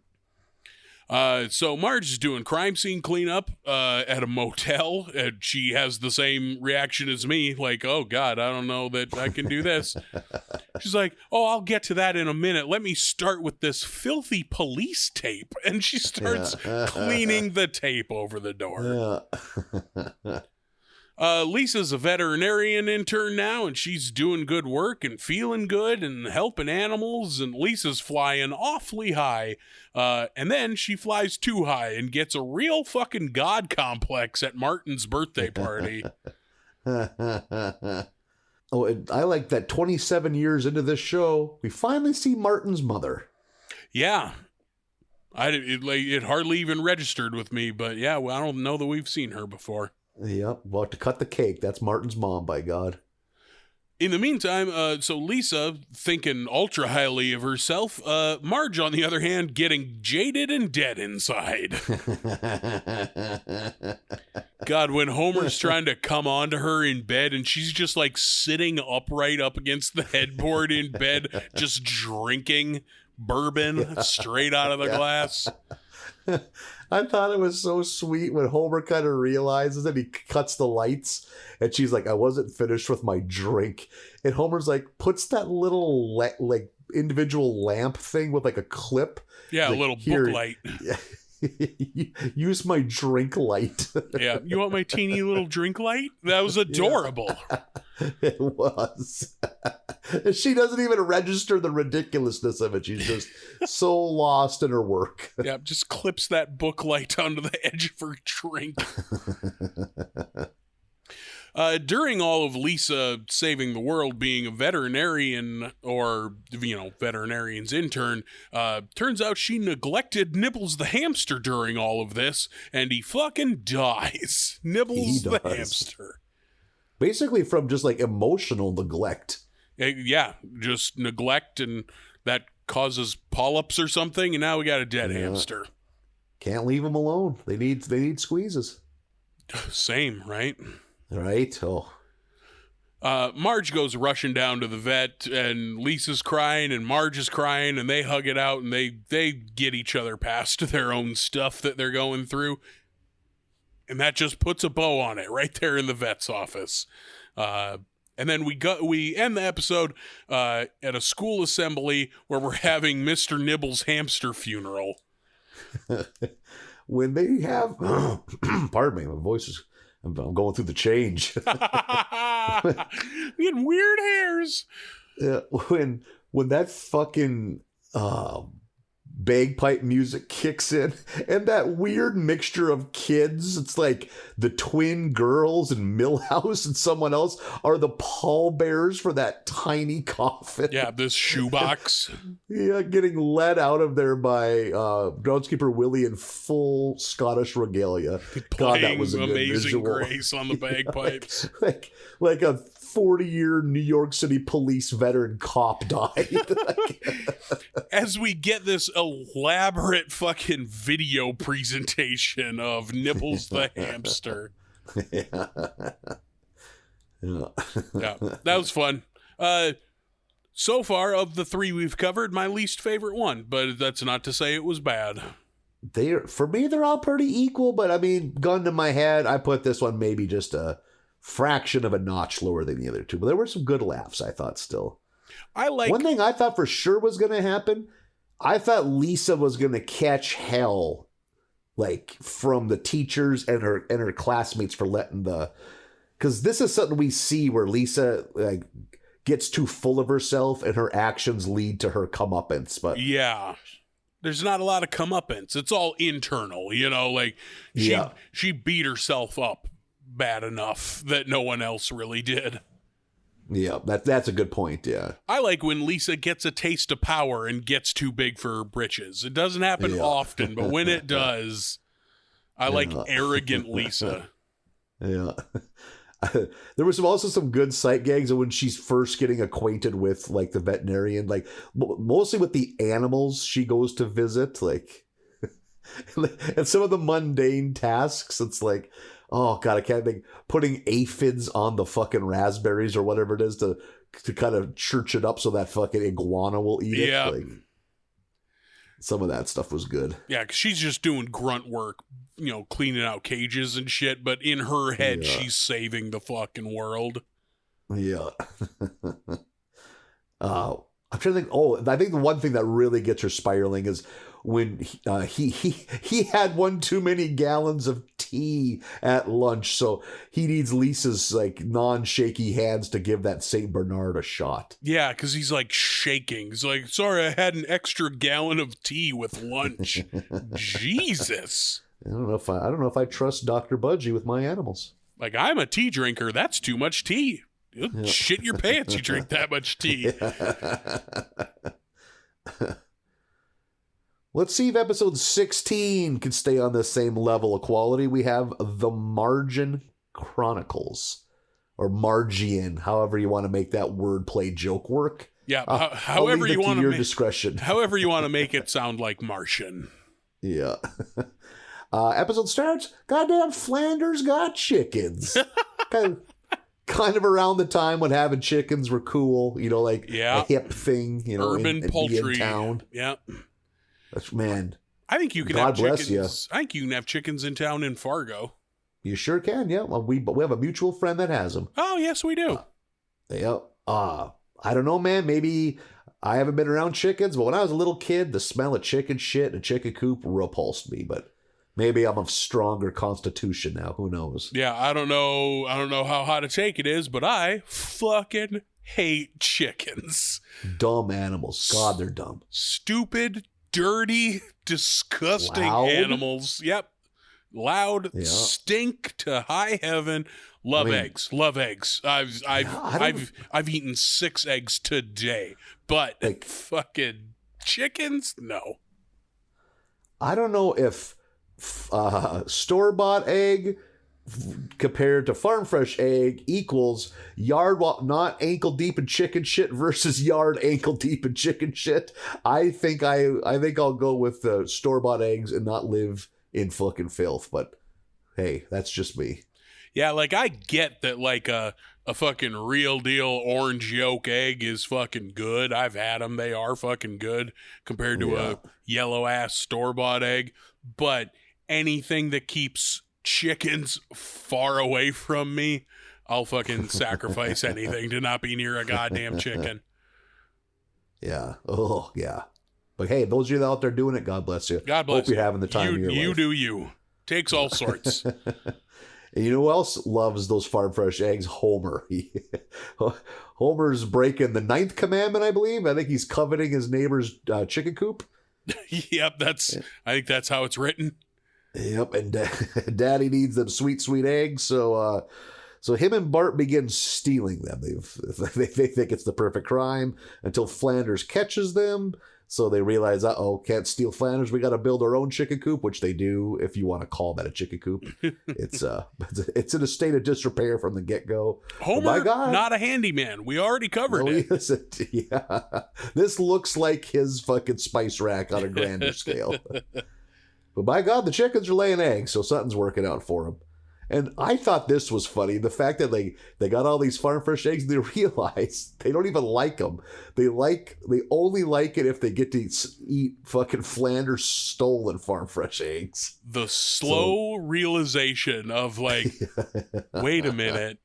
they don't taste as good because we didn't steal them from Flanders. When they're doing the science and they steal the chips from Flanders, they have a bowl of our chips and Flanders chips, same chips, but the Flanders ones taste better. That slow realization of, oh no, it tastes better if we steal it. I think they refer to their own chips. Try one from the controlled sample. Yep, from the controlled sample. Yep. So good. And I like too when they're doing it and they go back to stealing eggs when Flanders catches them. And of course he's Flanders, so he's just too nice that he wants to let him just go. And they're like, no, you have to chase us. Yeah, no, you can't give them to us. He does. With the garden nose. God, this beginning was good. It was so good. And what an insane way to get to where they need to go. Because the episode begins when Marge and Lisa are like, well, I guess we don't need the chicken coop anymore. It's like, well, I got a place we could take it. And then cut to the Simpsons bringing the chicken coop to some kind of research facility out in the middle of nowhere. Yep. And that's now the real wheels of the plot are turning. They visit this facility, and since they're there, they get kind of a tour of it, and they find out that the facility's goal is to build the first colony on Mars. They're all, young scientists, all super excited, and to surprise to no one that's ever seen this show before, Lisa is fucking jazzed at this idea, to the point that she signed up for, I think it's called Mars One Space Colony. Their plan is to be in Mars in 10 years. She signs up for it without telling Marge, which... that is a ridiculous thing for a fucking 12-year-old to do. 8-year-old, dude. 8-year-old, my God. Yeah, because she'll be 18 in 10 years. Even more ridiculous. Yeah. So Marge forbids it. Lisa's very stern. She doesn't want to change her ways. Marge, in all right in the world, she's like, no, you're 8. But Homer takes her aside and is like, hey, listen, if she's being mad about this is only going to make her want to do it more strongly. So what you got to do is you have to approve of it and be, oh, that's great, honey. And then Lisa will just tire of it and she'll find her own thing. Yeah. Just go along with it and she'll lose interest. But if you fight back, she's going to want it even more. Yeah. Which that makes sense for most 8-year-olds, but not Lisa. Lisa, very determined young lady. They go to, I don't know if you would call it tryouts, kind of, because there's a lot of people there and they're kind of figuring out who can pass their, the rigorous requirements of living on goddamn Mars. And we get, I think there's some good sight gags here, just them in this, because it's basically like a pretend space colony to see how people would hack it while they're in there. It made me think of seeing comic book guy in the centrifuge made me think of Armageddon. And I like when things make me think of Armageddon because that movie is great. That's a bold-faced lie, but we got to get going. Fucking what? What? I mean, bro, it's outstanding. You're right. Tomatoes. It's not great. It's outstanding. Yeah. Look at the Rotten Tomatoes. It is a bright, shining star in the disaster movie genre and the crown jewel of the Michael Bay collection. Oh my God, that is the most faint praise. You can't see it with the naked eye. Actually, oh my God. Actually, it might be number 2. The Rock is probably number 1. The Rock is fucking outstanding. But Armageddon's so good. Liv Tyler, Billy Bob Thornton. Oh, yeah. Affleck, Billy Bob Thornton. Bruce Willis. The shame he must have had when he cashed that Steve shit. Buscemi. I ain't here to yuck your yum. Michael Clark Duncan. Man, if you're a true fan, you're going to rattle off 10 more names. Dennis Plankovitz, he played security guard number 3. Peter Stormare. Oh my God. Steve Buscemi's not in that, is he? Fuck yeah, he is. Yeah, I thought he was a curmudgeonly, basically playing his character from Reservoir Dogs. He's the wild card. He's just a minor. He's the crazy one. Yeah. He's the one like humping the nuclear missile when they're up on the asteroid because he gets space dementia. Oh, goodness. Whew, that Aerosmith song. So good. What country guy covered that? Was it Mark Chestnut? That sounds right. Some asshole. I remember I heard that for the Hold. first time and was offended. Hold the phone. I was able to bite my tongue while you're praising Michael Bay. You're gonna Bubba Shot the Jukebox is gonna get dissed on this podcast. Bubba Shot the Jukebox is okay. It's not amongst my favorites. You're going through the Big D, and you don't mean Dallas. Fuck that. Nope, not a fan. I cannot believe. Whew, let's pause this for a second so I can take a walk around the house. I distinctly remember being like a young teen and hearing that cover of Don't Want to Miss a Thing and being like, what is this? Just like hot-blooded old man outrage at 13 years old. To like the most soulless cash grab song of all time. Oh, you mean a timeless ballad that will make me misty-eyed every time I hear it? And some cousin hugger comes along and fucking thinks he can sing it too? I bet Aerosmith was never been in the same room as the people that wrote that song. Steven Tyler does not remember recording it. Yeah.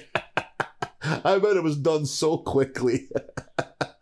They just had him say the alphabet into a phone and recorded it, and they just ran it through a computer program. Ran it through that Stephen Hawking talk box, and that's what came out. Holy fuck. Oh, I love that song.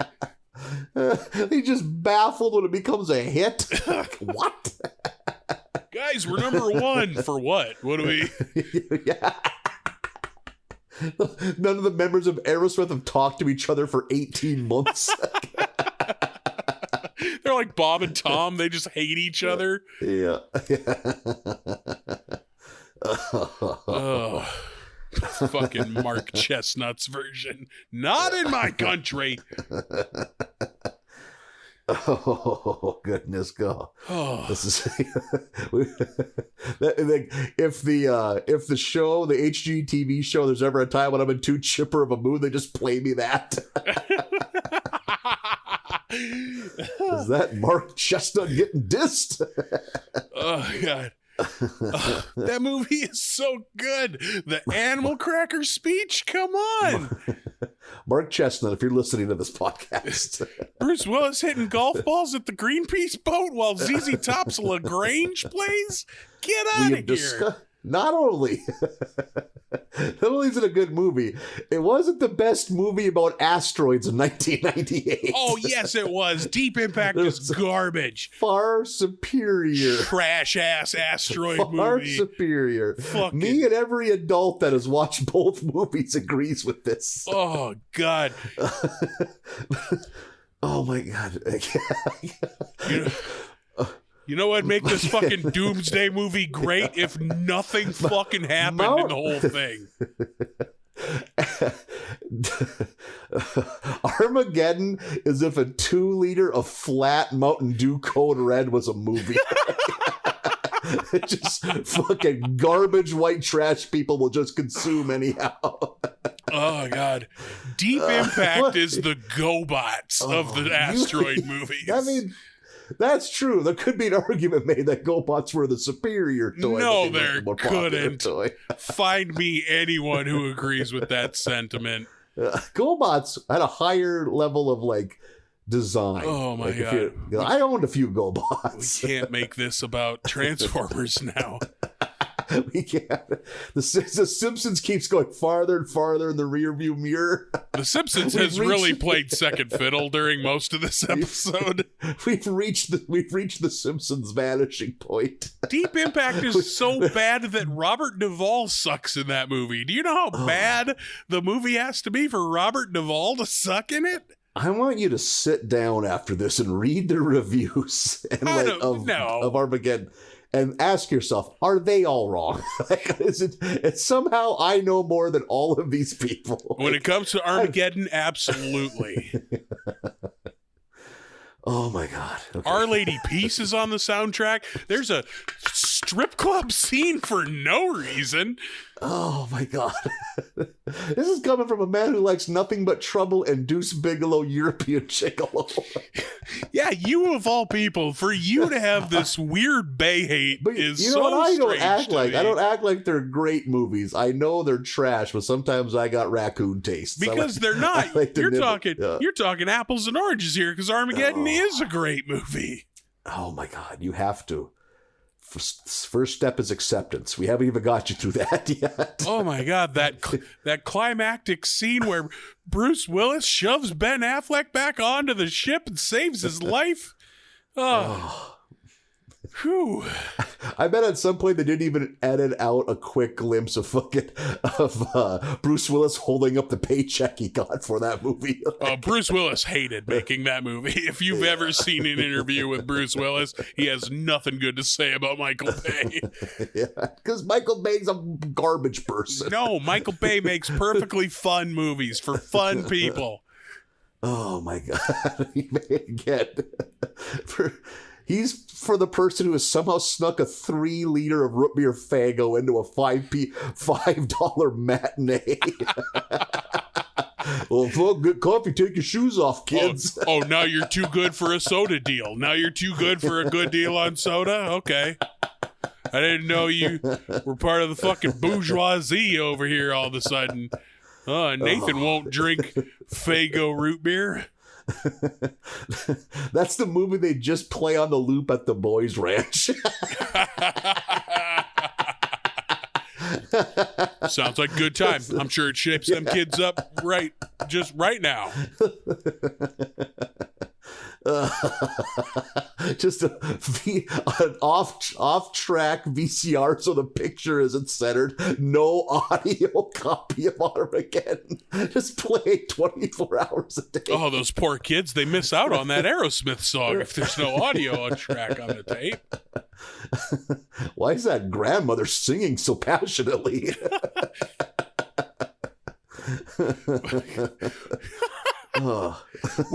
When Steven Tyler hits the crescendo at the end of that song, I could flip a cop car. Just like, it just hits you. It hits you where you live, Nathan.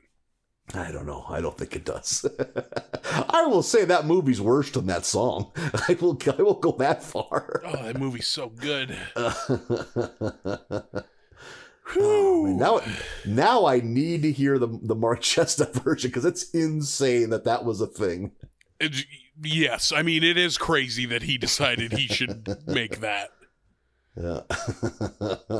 It's even crazier that anyone let it happen. Nobody pulled him aside. Now I got to dig into the deep recesses of my brain and figure out where we're at on The Simpsons. Somebody should have pulled Mark Chestnut aside and be like, you don't paint the Mona Lisa with finger paints, Mark. I don't know, somehow Steven Tyler and Mark Chestnut are buds. I hope that too. I hope they're pals. They met at the People's Choice Awards in 1995 and struck up a kinship. They've been exchanging Christmas cards ever since. Yeah. Hell, did his buddy Mark a solid and let him have cut it a fucking country version of that. Yeah, here you go. You can make a version for the Hayseeds so they can have it too. Yeah. You know what I'm gonna do tonight? Listen to the first 10 tracks on Mark Chestnut's Spotify, just so I can get a feel for the bangers. Because he's one of those guys that has more than you'd remember. Like I bet you're right. Yeah, but he got a dozen because he had probably about a 7-year window, which in country music means that you put out 8 albums in that time. Had 15 singles. And 3 Christmas albums. Maybe a gospel record in there too. Yeah. Oh my God, Mark Chestnut roasting on an open fire. Oh God, that has to be what it's called, right? Yes, if it isn't. I need to talk to his agent. Holy shit, the optimism that Mark Chestnut still has an agent. I was about to say, I bet Mark Chestnut's agent's phone hasn't rang in 15 years. Well, Phil, you get 7% of $11,000. That's my yearly income. So thanks, Mark. Just happy that he's providing for him. Like, well, yeah, thanks, Mark. I got the Christmas card. Thanks, buddy. Yeah. I'll spend this $780 in good health. Tell Steven Tyler I said hi. I gotta let you go, Mark. He's in the room. It's on speaker. Oh, hi, Steven. Where am I? Yeah. Oh, God. So there's a bunch of rando Springfield people at this tryout thing. My favorites were Skinner and fucking Rainier Wolfcastle. Yep, and comic book guy. I think those were the like named ones, like the ones we recognize. Yeah, maybe Frink. I think Frink is early on. We get a glimpse of him there too. Yeah, I think you're right. Skinner is the funny one to me. He's the one who gets a joke. Yeah.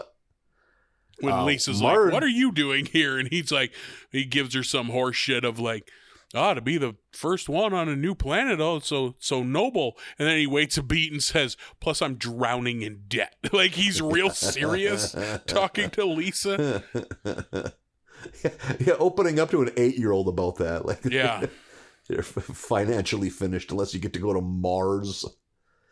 What's the debt from? He lives with his mom. And drives a piece of shit car.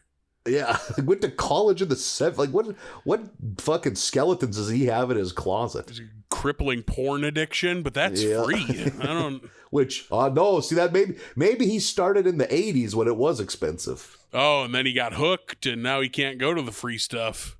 Dropping like $12,000 a year on porno tapes. That had to have happened. Oh yeah, someone out there had to clean out a dead parent's closet and found 500 pounds of porn VHSs. There are 45-year-old men who didn't tell their wives that they were cashing out their 401k just to buy porn. So they're almost VHS. Retirement age now. Yeah, on VHS. And now as they approach retirement age, have to admit that they do not have a dime of it left. Ugh. What a conversation to overhear at a fucking Shoney's. I think you fake a death. I think you fake your death and you get out of there. Yeah, it's time. You just start fresh and live the last 25 years anew. Create an identity. Have some fun with it. Holy fuck. If your wife and kids found you on accident like a decade later and you have to explain why you ran out.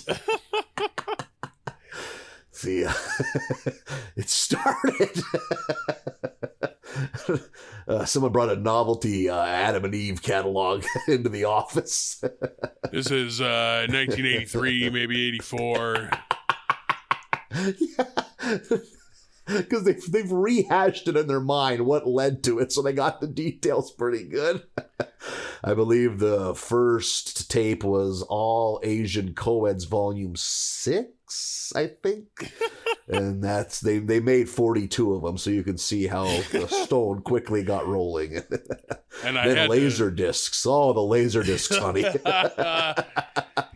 I had to get $125 a pop. 1 through 5 after seeing 6, and then they released the collector's editions. They came out quarterly, and I had to get them every 3 months. And it's got a U-Haul full of porno tapes.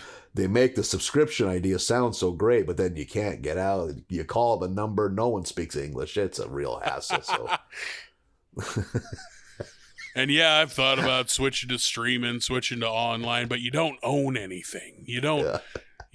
You're paying for access. You don't own anything.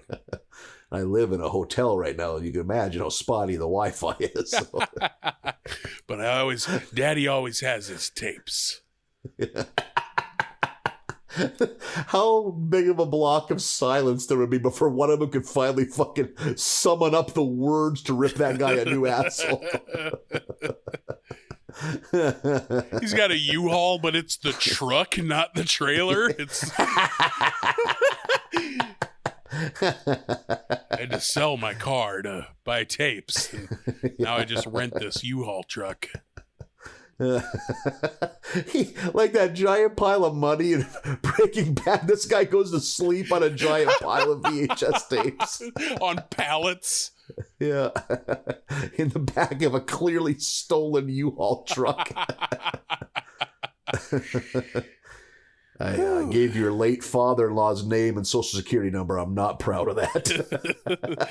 You tell him I'm sorry, okay? Dad, he died. Oh, I guess that's why the check stopped coming. Yeah, no harm, no foul. Am I right? Posts up for a high five. Yeah. From his 40-year-old daughter clutching a toddler.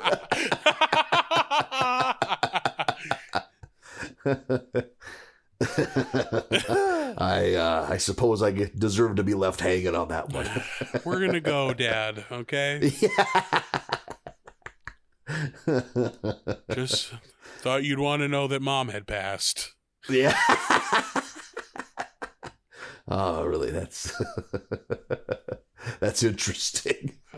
That's a great word to use to describe your spouse's passing. That's interesting. Like you found out your friend has a famous far-off relative. Oh, your aunt played for the Globetrotters? That's interesting. Hey, Hank, your wife died. That's interesting. I'll be goddamn. Didn't even know she was sick. Since I faked my death.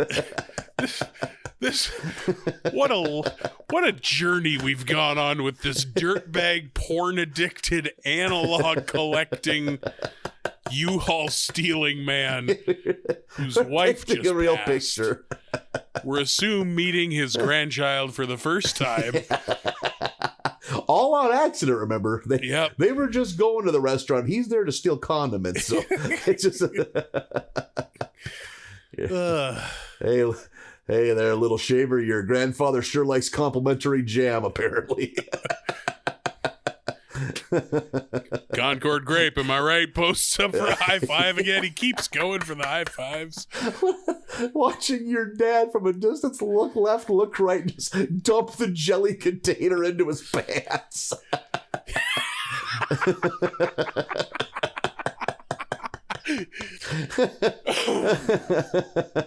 Oh. Oh. Well, I gotta go shake my pant legs out. You have a good one. You call me a real lady marmalade, huh? Squirt? High five. Don't you fucking touch my kid. Fair enough. All right. Okay.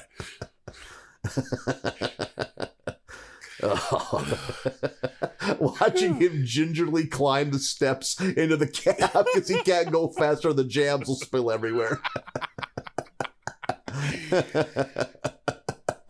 Oh, God. As you pull out, you clearly see he has a camper tube TV somehow set up on the dash with a VCR right beside it. He can't even wait till he gets home. Just hits play and puts it in gear. It's not even sexual anymore. Yeah. It's just comforting. Whew. So Marge is scared that Lisa hasn't gotten sick of this whole Mars idea yet. So she has the rest of the family join up in this adventure in hopes that them being there will get Lisa to leave. Which they're going to find out quite the opposite. So now all the Simpsons are living in this mock space colony, and it turns out space was just a lot of busy work. So Marge thrives in it. So super into it. Yeah, is very good at it too. Which the fact that Marge is into it and that Marge is good at it just double amplifies Lisa's rage about this, because Lisa knows that Marge is just doing this to get her to leave. And I don't even know if Marge denies it, but Marge's like, well, you know what? I like it here and I'm good at this. So you can start to see where this is going. And eventually it comes down to like the time to choose. Lisa and Marge make the final cut. So in 10 years, they're going to be going to space. There's lots of animosity in the Simpson household. And eventually we get, I think is it a phone call, or are they just watching like a news thing when they find out that they're going to move everything forward? I think it's at the press conference where they're the two guys who run it are introducing the world to their astronauts.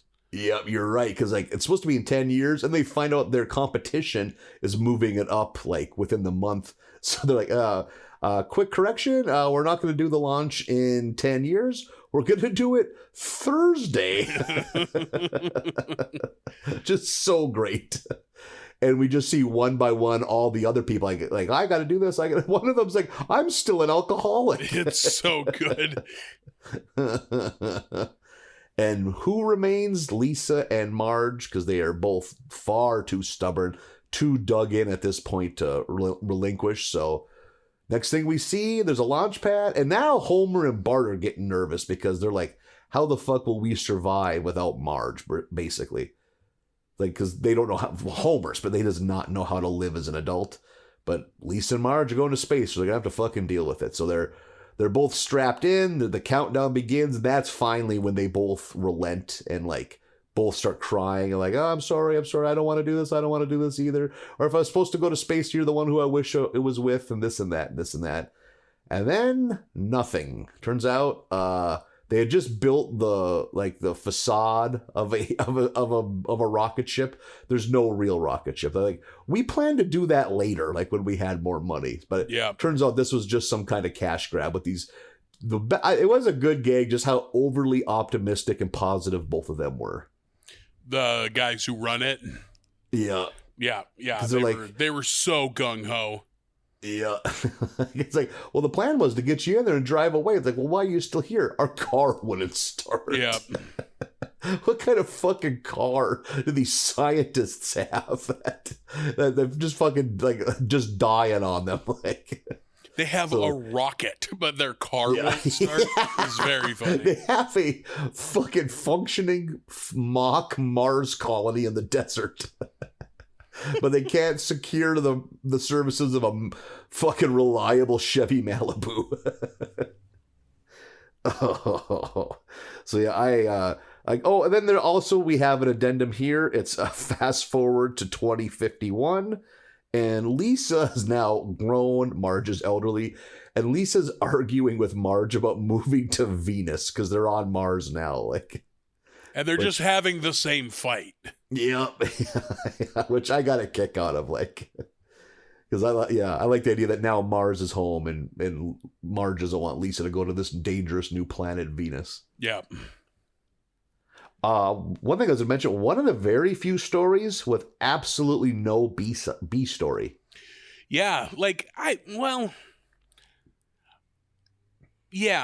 I think you could maybe stretch and say that the eggs shit at the beginning is the B story, but that'd be a stretch. I would call you on that. But pretty light on laughs, I would say, compared to the other episodes. Agreed. Yeah. So this, I don't know. I didn't hate it, but yeah, exactly. Which an episode with this few laughs, it's possible I could have, but I don't know. The story, I guess, kept me engaged enough where I'm like, okay, I'm with you, but definitely a mediocre episode. Like, it's kind of such a dumb concept that from the get-go I had to be like, okay, whatever, like, let's roll with it. Like, when they show Marge and Lisa strapped into that fucking rocket, I'm like, how far are we gonna go with this, guys? Yep. Come on. Right? Yeah. I liked, there's a joke at the end when they show them living on Mars in the future that harkens back to a line earlier in the episode when Homer is telling Marge about the strategy of just play along until she loses interest. There's a moment where Marge is like, wait, do you do that with me? Like, do you? And she thinks back and she goes, like that G-rated comedy club I wanted to open? Yeah. Gentle Jollies, which is such a good name for a fucking weak sauce comedy club. Yep. And then there at the end, when they're living on Mars in the future, in the domed city that they're living in, there's a Gentle Jollies. Yeah. Oh, fuck. I didn't even pick up on that. Like a couple blocks away from their house, there's a Gentle that's Jollies. great. I'm like, that's adorable. She got to have her G-rated comedy club. I thought that was fun. But as a whole, whatever. I wasn't ultra into this one. One more episode. We've got episode 17, The Burns Cage. And given what this episode is about, is that a birdcage reference? It's gotta be, right? Gotta be. Good call. That has to be it, yeah. I can't think of what else it would be. And it was about halfway through this episode, I went, oh, is this a birdcage reference? It's a fucking 20-year-old movie by this point. Right? Yep. You're not even exaggerating. That's a 20-year-old movie at this point. I don't think I've ever seen that. Nor have I. Yeah, I've always heard it's good. I've always heard Robin is good in it. Kind of probably what brought Nathan Lane to everyone's eyes. Yeah, brought him to. That was his Bill Plimpton moment. Oh, as America can't stop talking about Nathan Lane or Bill Plimpton. We're going skydiving with Smithers and Burns, and Burns is into it, and Smithers is a little fraidy cat. Burns dives out of the airplane and kind of immediately passes out, and then his chute flies off. Yeah. And Smithers has to pull some real fucking crazy heroics and fly down there and scoop up Burns and pull his chute and saves Mr. Burns' life. And then tries to have this sweet moment where he's finally going to tell Mr. Burns how he feels, and Burns just steps on it and walks away. He's like, Mr. Burns, I'm in love. And he gets interrupted by Burns with the sound of your old voice, obviously. And walks away. And Smithers, super heartbroken, obviously. Smithers' love for Burns is so fucking repulsive. It's bizarre. He's the worst human being, the grossest human being on earth. Yeah, and he steps all over you, Waylon. What are you doing? Yeah. Oh my God. Yeah, I would love to get a peek at Waylon Smithers' therapy notes. Yeah, Jesus, yeah. That has to have been a thing at some point by now, right? Somebody has done a YouTube video series, some psychiatrist diagnosing all the Simpsons characters. Yeah. That wouldn't even be daddy. That'd be like great grandpa issues. Oh my God. I have no idea. I don't have a deep enough understanding of the human mind to even make a good joke right here. Yeah. The only thing is, still it's weird, but maybe Smithers is in his 50s. Who knows? You got any interest in going skydiving? I would do it. You would do it? Would I write a check for a few $100? Probably not. Come cheap. But if I won a skydiving thing, I'd do it. Are people our size allowed to skydive? Yeah, they probably got to strap a couple. They probably put one grown man one on your back and then strap 8-year-old boy ones on your wrists and ankles. So you float down with 5 fucking parachutes out, like they're dropping tanks into into behind enemy lines. You stop the guy from making the clear Operation Dumbo Drop joke that he's gonna make. You cut that off right away. Yep.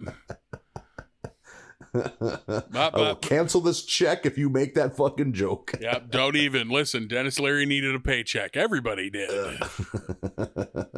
Danny Glover? Is Danny Glover in that movie, or am I misremembering that? Are you thinking of Gone Fishing? He's also in Gone Fishing. He for sure is in Gone Fishing with Joe Pesci. Yes.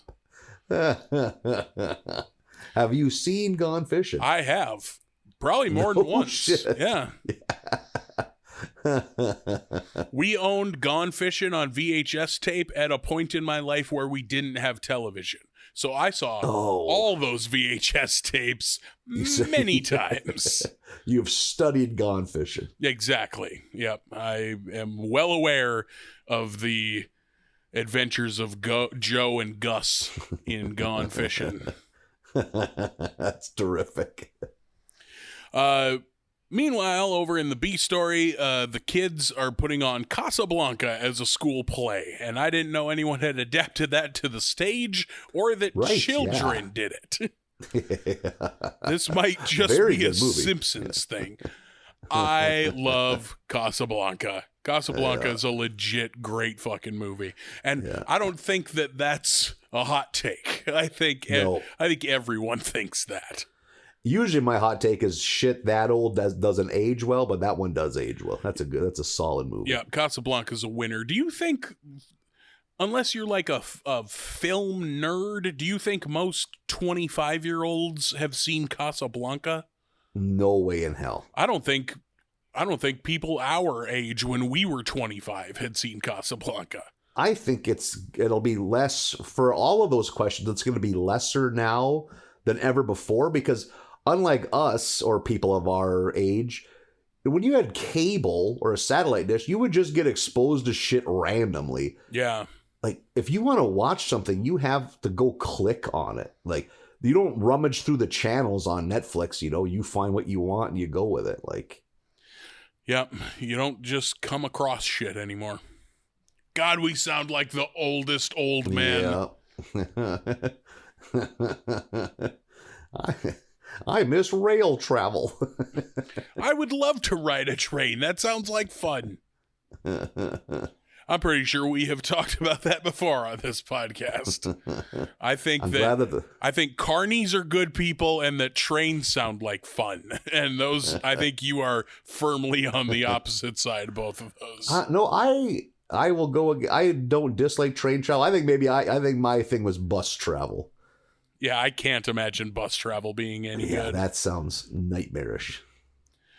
Milhouse wants to play Rick, the main character, so he can be alongside Lisa as Ilsa, which I think is funny, of course, that she wants to be Ilsa. Milhouse goes for it, gonna play Rick, but instead it goes to Jack, the new transfer student who is just a tiny Humphrey Bogart. Yeah, like a 3.5 foot tall Humphrey Bogart. Very funny. Love that.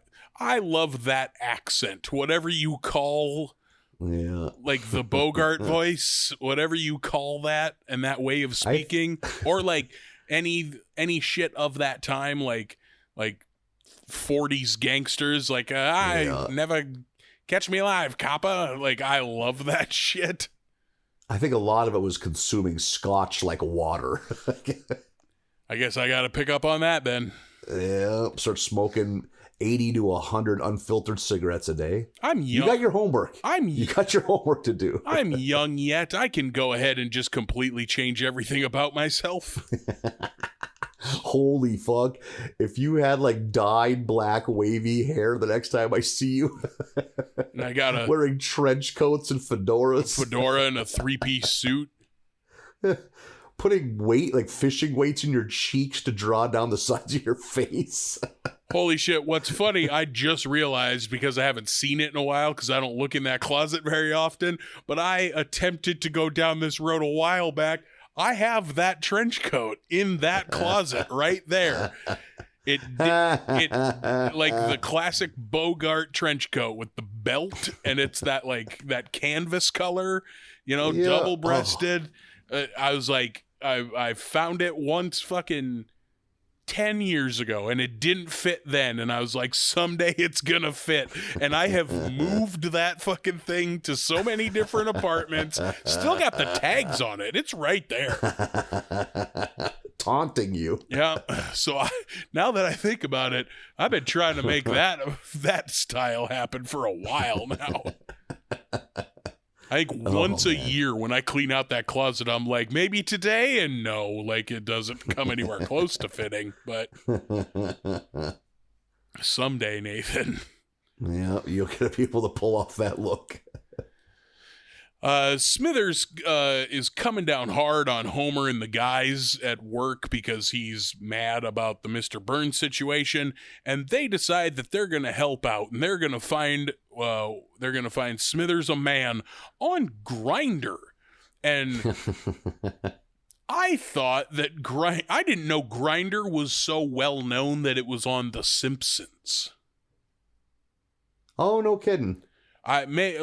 What the fuck do I know about men's hookup apps? I don't know what is or isn't popular, but I always thought that was more of an underground thing, but it turns out it was on the fucking Simpsons in 2016. Yeah. And I've seen late night talk show hosts make jokes about it too, so I think it's Okay, maybe it's not a secret. Yeah. So Milhouse bummed out that Jack has stolen his thunder, but he's the understudy. So Bart points out that no, we just got to make sure something bad happens to Jack. So he sends the 3 bullies to take him out. And it looks like they do, but it turns out Jack gets the upper hand because he's a fucking 1940s tough guy. When he loads them onto that merry-go-round just so he can spin them and their faces will hit his fist, is so good. He's just standing still holding his fist out. Yep. It's very funny. If you remember, Milhouse asks how Bart was able to get it accomplished. It's because he gave free ad space to the bullies in the playbill. Yep. What is that ad? Because they show the ad. Is that supposed to signify something? If it's a reference, I didn't get it. I didn't bother writing it down, but it's like an ad for the bullies. Yeah, like what service are they? There's no contact info. Right. Like this. Oh my God. Speaking of the sponsorships, just before this, it's like a throwaway scene, so I didn't put it in my notes, but they go sell a half-page sponsorship to Comic Book Guy, and the exchange is Sam will do the song while wearing Hulk hands. Yeah. So good. If you buy an ad. And then Bart and Milhouse stay in the comic book shop talking about Jack and what are they going to do about Jack. And Comic Book Guy goes in the back and then comes back out in a full body Hello Kitty outfit, drinking milk from a giant saucer. Yeah, so good. Oh my God, I laughed hard at that. It's not addressed so good. It's the saucer of milk that really put it over the top. Holy shit. So Jack takes out the bullies, but Skinner sees it and has to pull Jack out of the play. So now Milhouse is Rick in the play, and Milhouse is awful at acting. Yep. Meanwhile, we're trying to find Waylon Smithers a man, so we have a big gay party at the Simpson house. And they invite Smithers over, and he's not into this at all, but pretty quickly snaps out of it, hitting on the bartender, and they take off and ignore Mr. Burns. Mr. Burns is calling at, we get a time skip here of Smithers and that bartender who we've met before. I don't know he's that popped up multiple times. Yeah, he's kind of a go-to stereotypical gay character on the show. We first saw him, and there's an episode where Homer moves out, and he gets 2 gay roommates that are a couple. Yeah, he's one half of that couple. And then he shows up again later when Homer gets a job breaking people up, and he breaks those 2 up. Yep. And he's come and gone a few times on the show. Yeah, we've probably seen him 5 or 6 times by now. I don't remember the character's name is all. But Smithers and him are going out on a bunch of dates, and we see Smithers continuing to ignore Mr. Burns. And Burns calls Smithers into his office, and Smithers, he's kind of done taking Burns' shit. Yep, and it was great. And he quits. And Burns reaching down there. I love how many buttons are under his desk. I don't know that we've seen under the desk before, but there are so many trapdoor buttons. And he hits one and Smithers sidesteps it, and he hits another and he sidesteps that one, to the point where now the entire floor is covered in empty spaces except for the one that Smithers is standing on. And Burns is like, oh, only one left. And he hits a switch, and Mr. Burns and his desk fall through a giant trapdoor. And you hear Smithers go, oh, you forgot who installed this, didn't you? And from down at the bottom of the pit, you hear Burns go, ahoy, hoy, which we haven't heard in so long. I let out a loud cackle. Oh, my God. Same here. Ahoy, hoy. I've got to start answering the phone like that from now on. Holy shit. Yeah.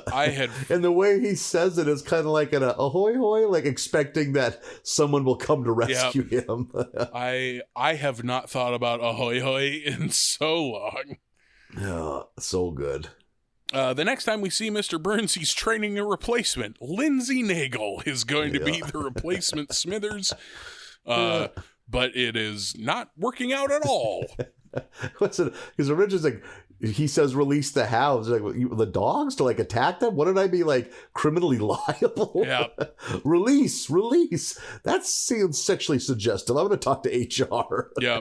How much it blows up in Burns' face is so good. It's so funny because she just like addresses like all of the lack of realism in the Burns Smithers relationship. She just punches holes in it immediately and shuts it down. It's very funny.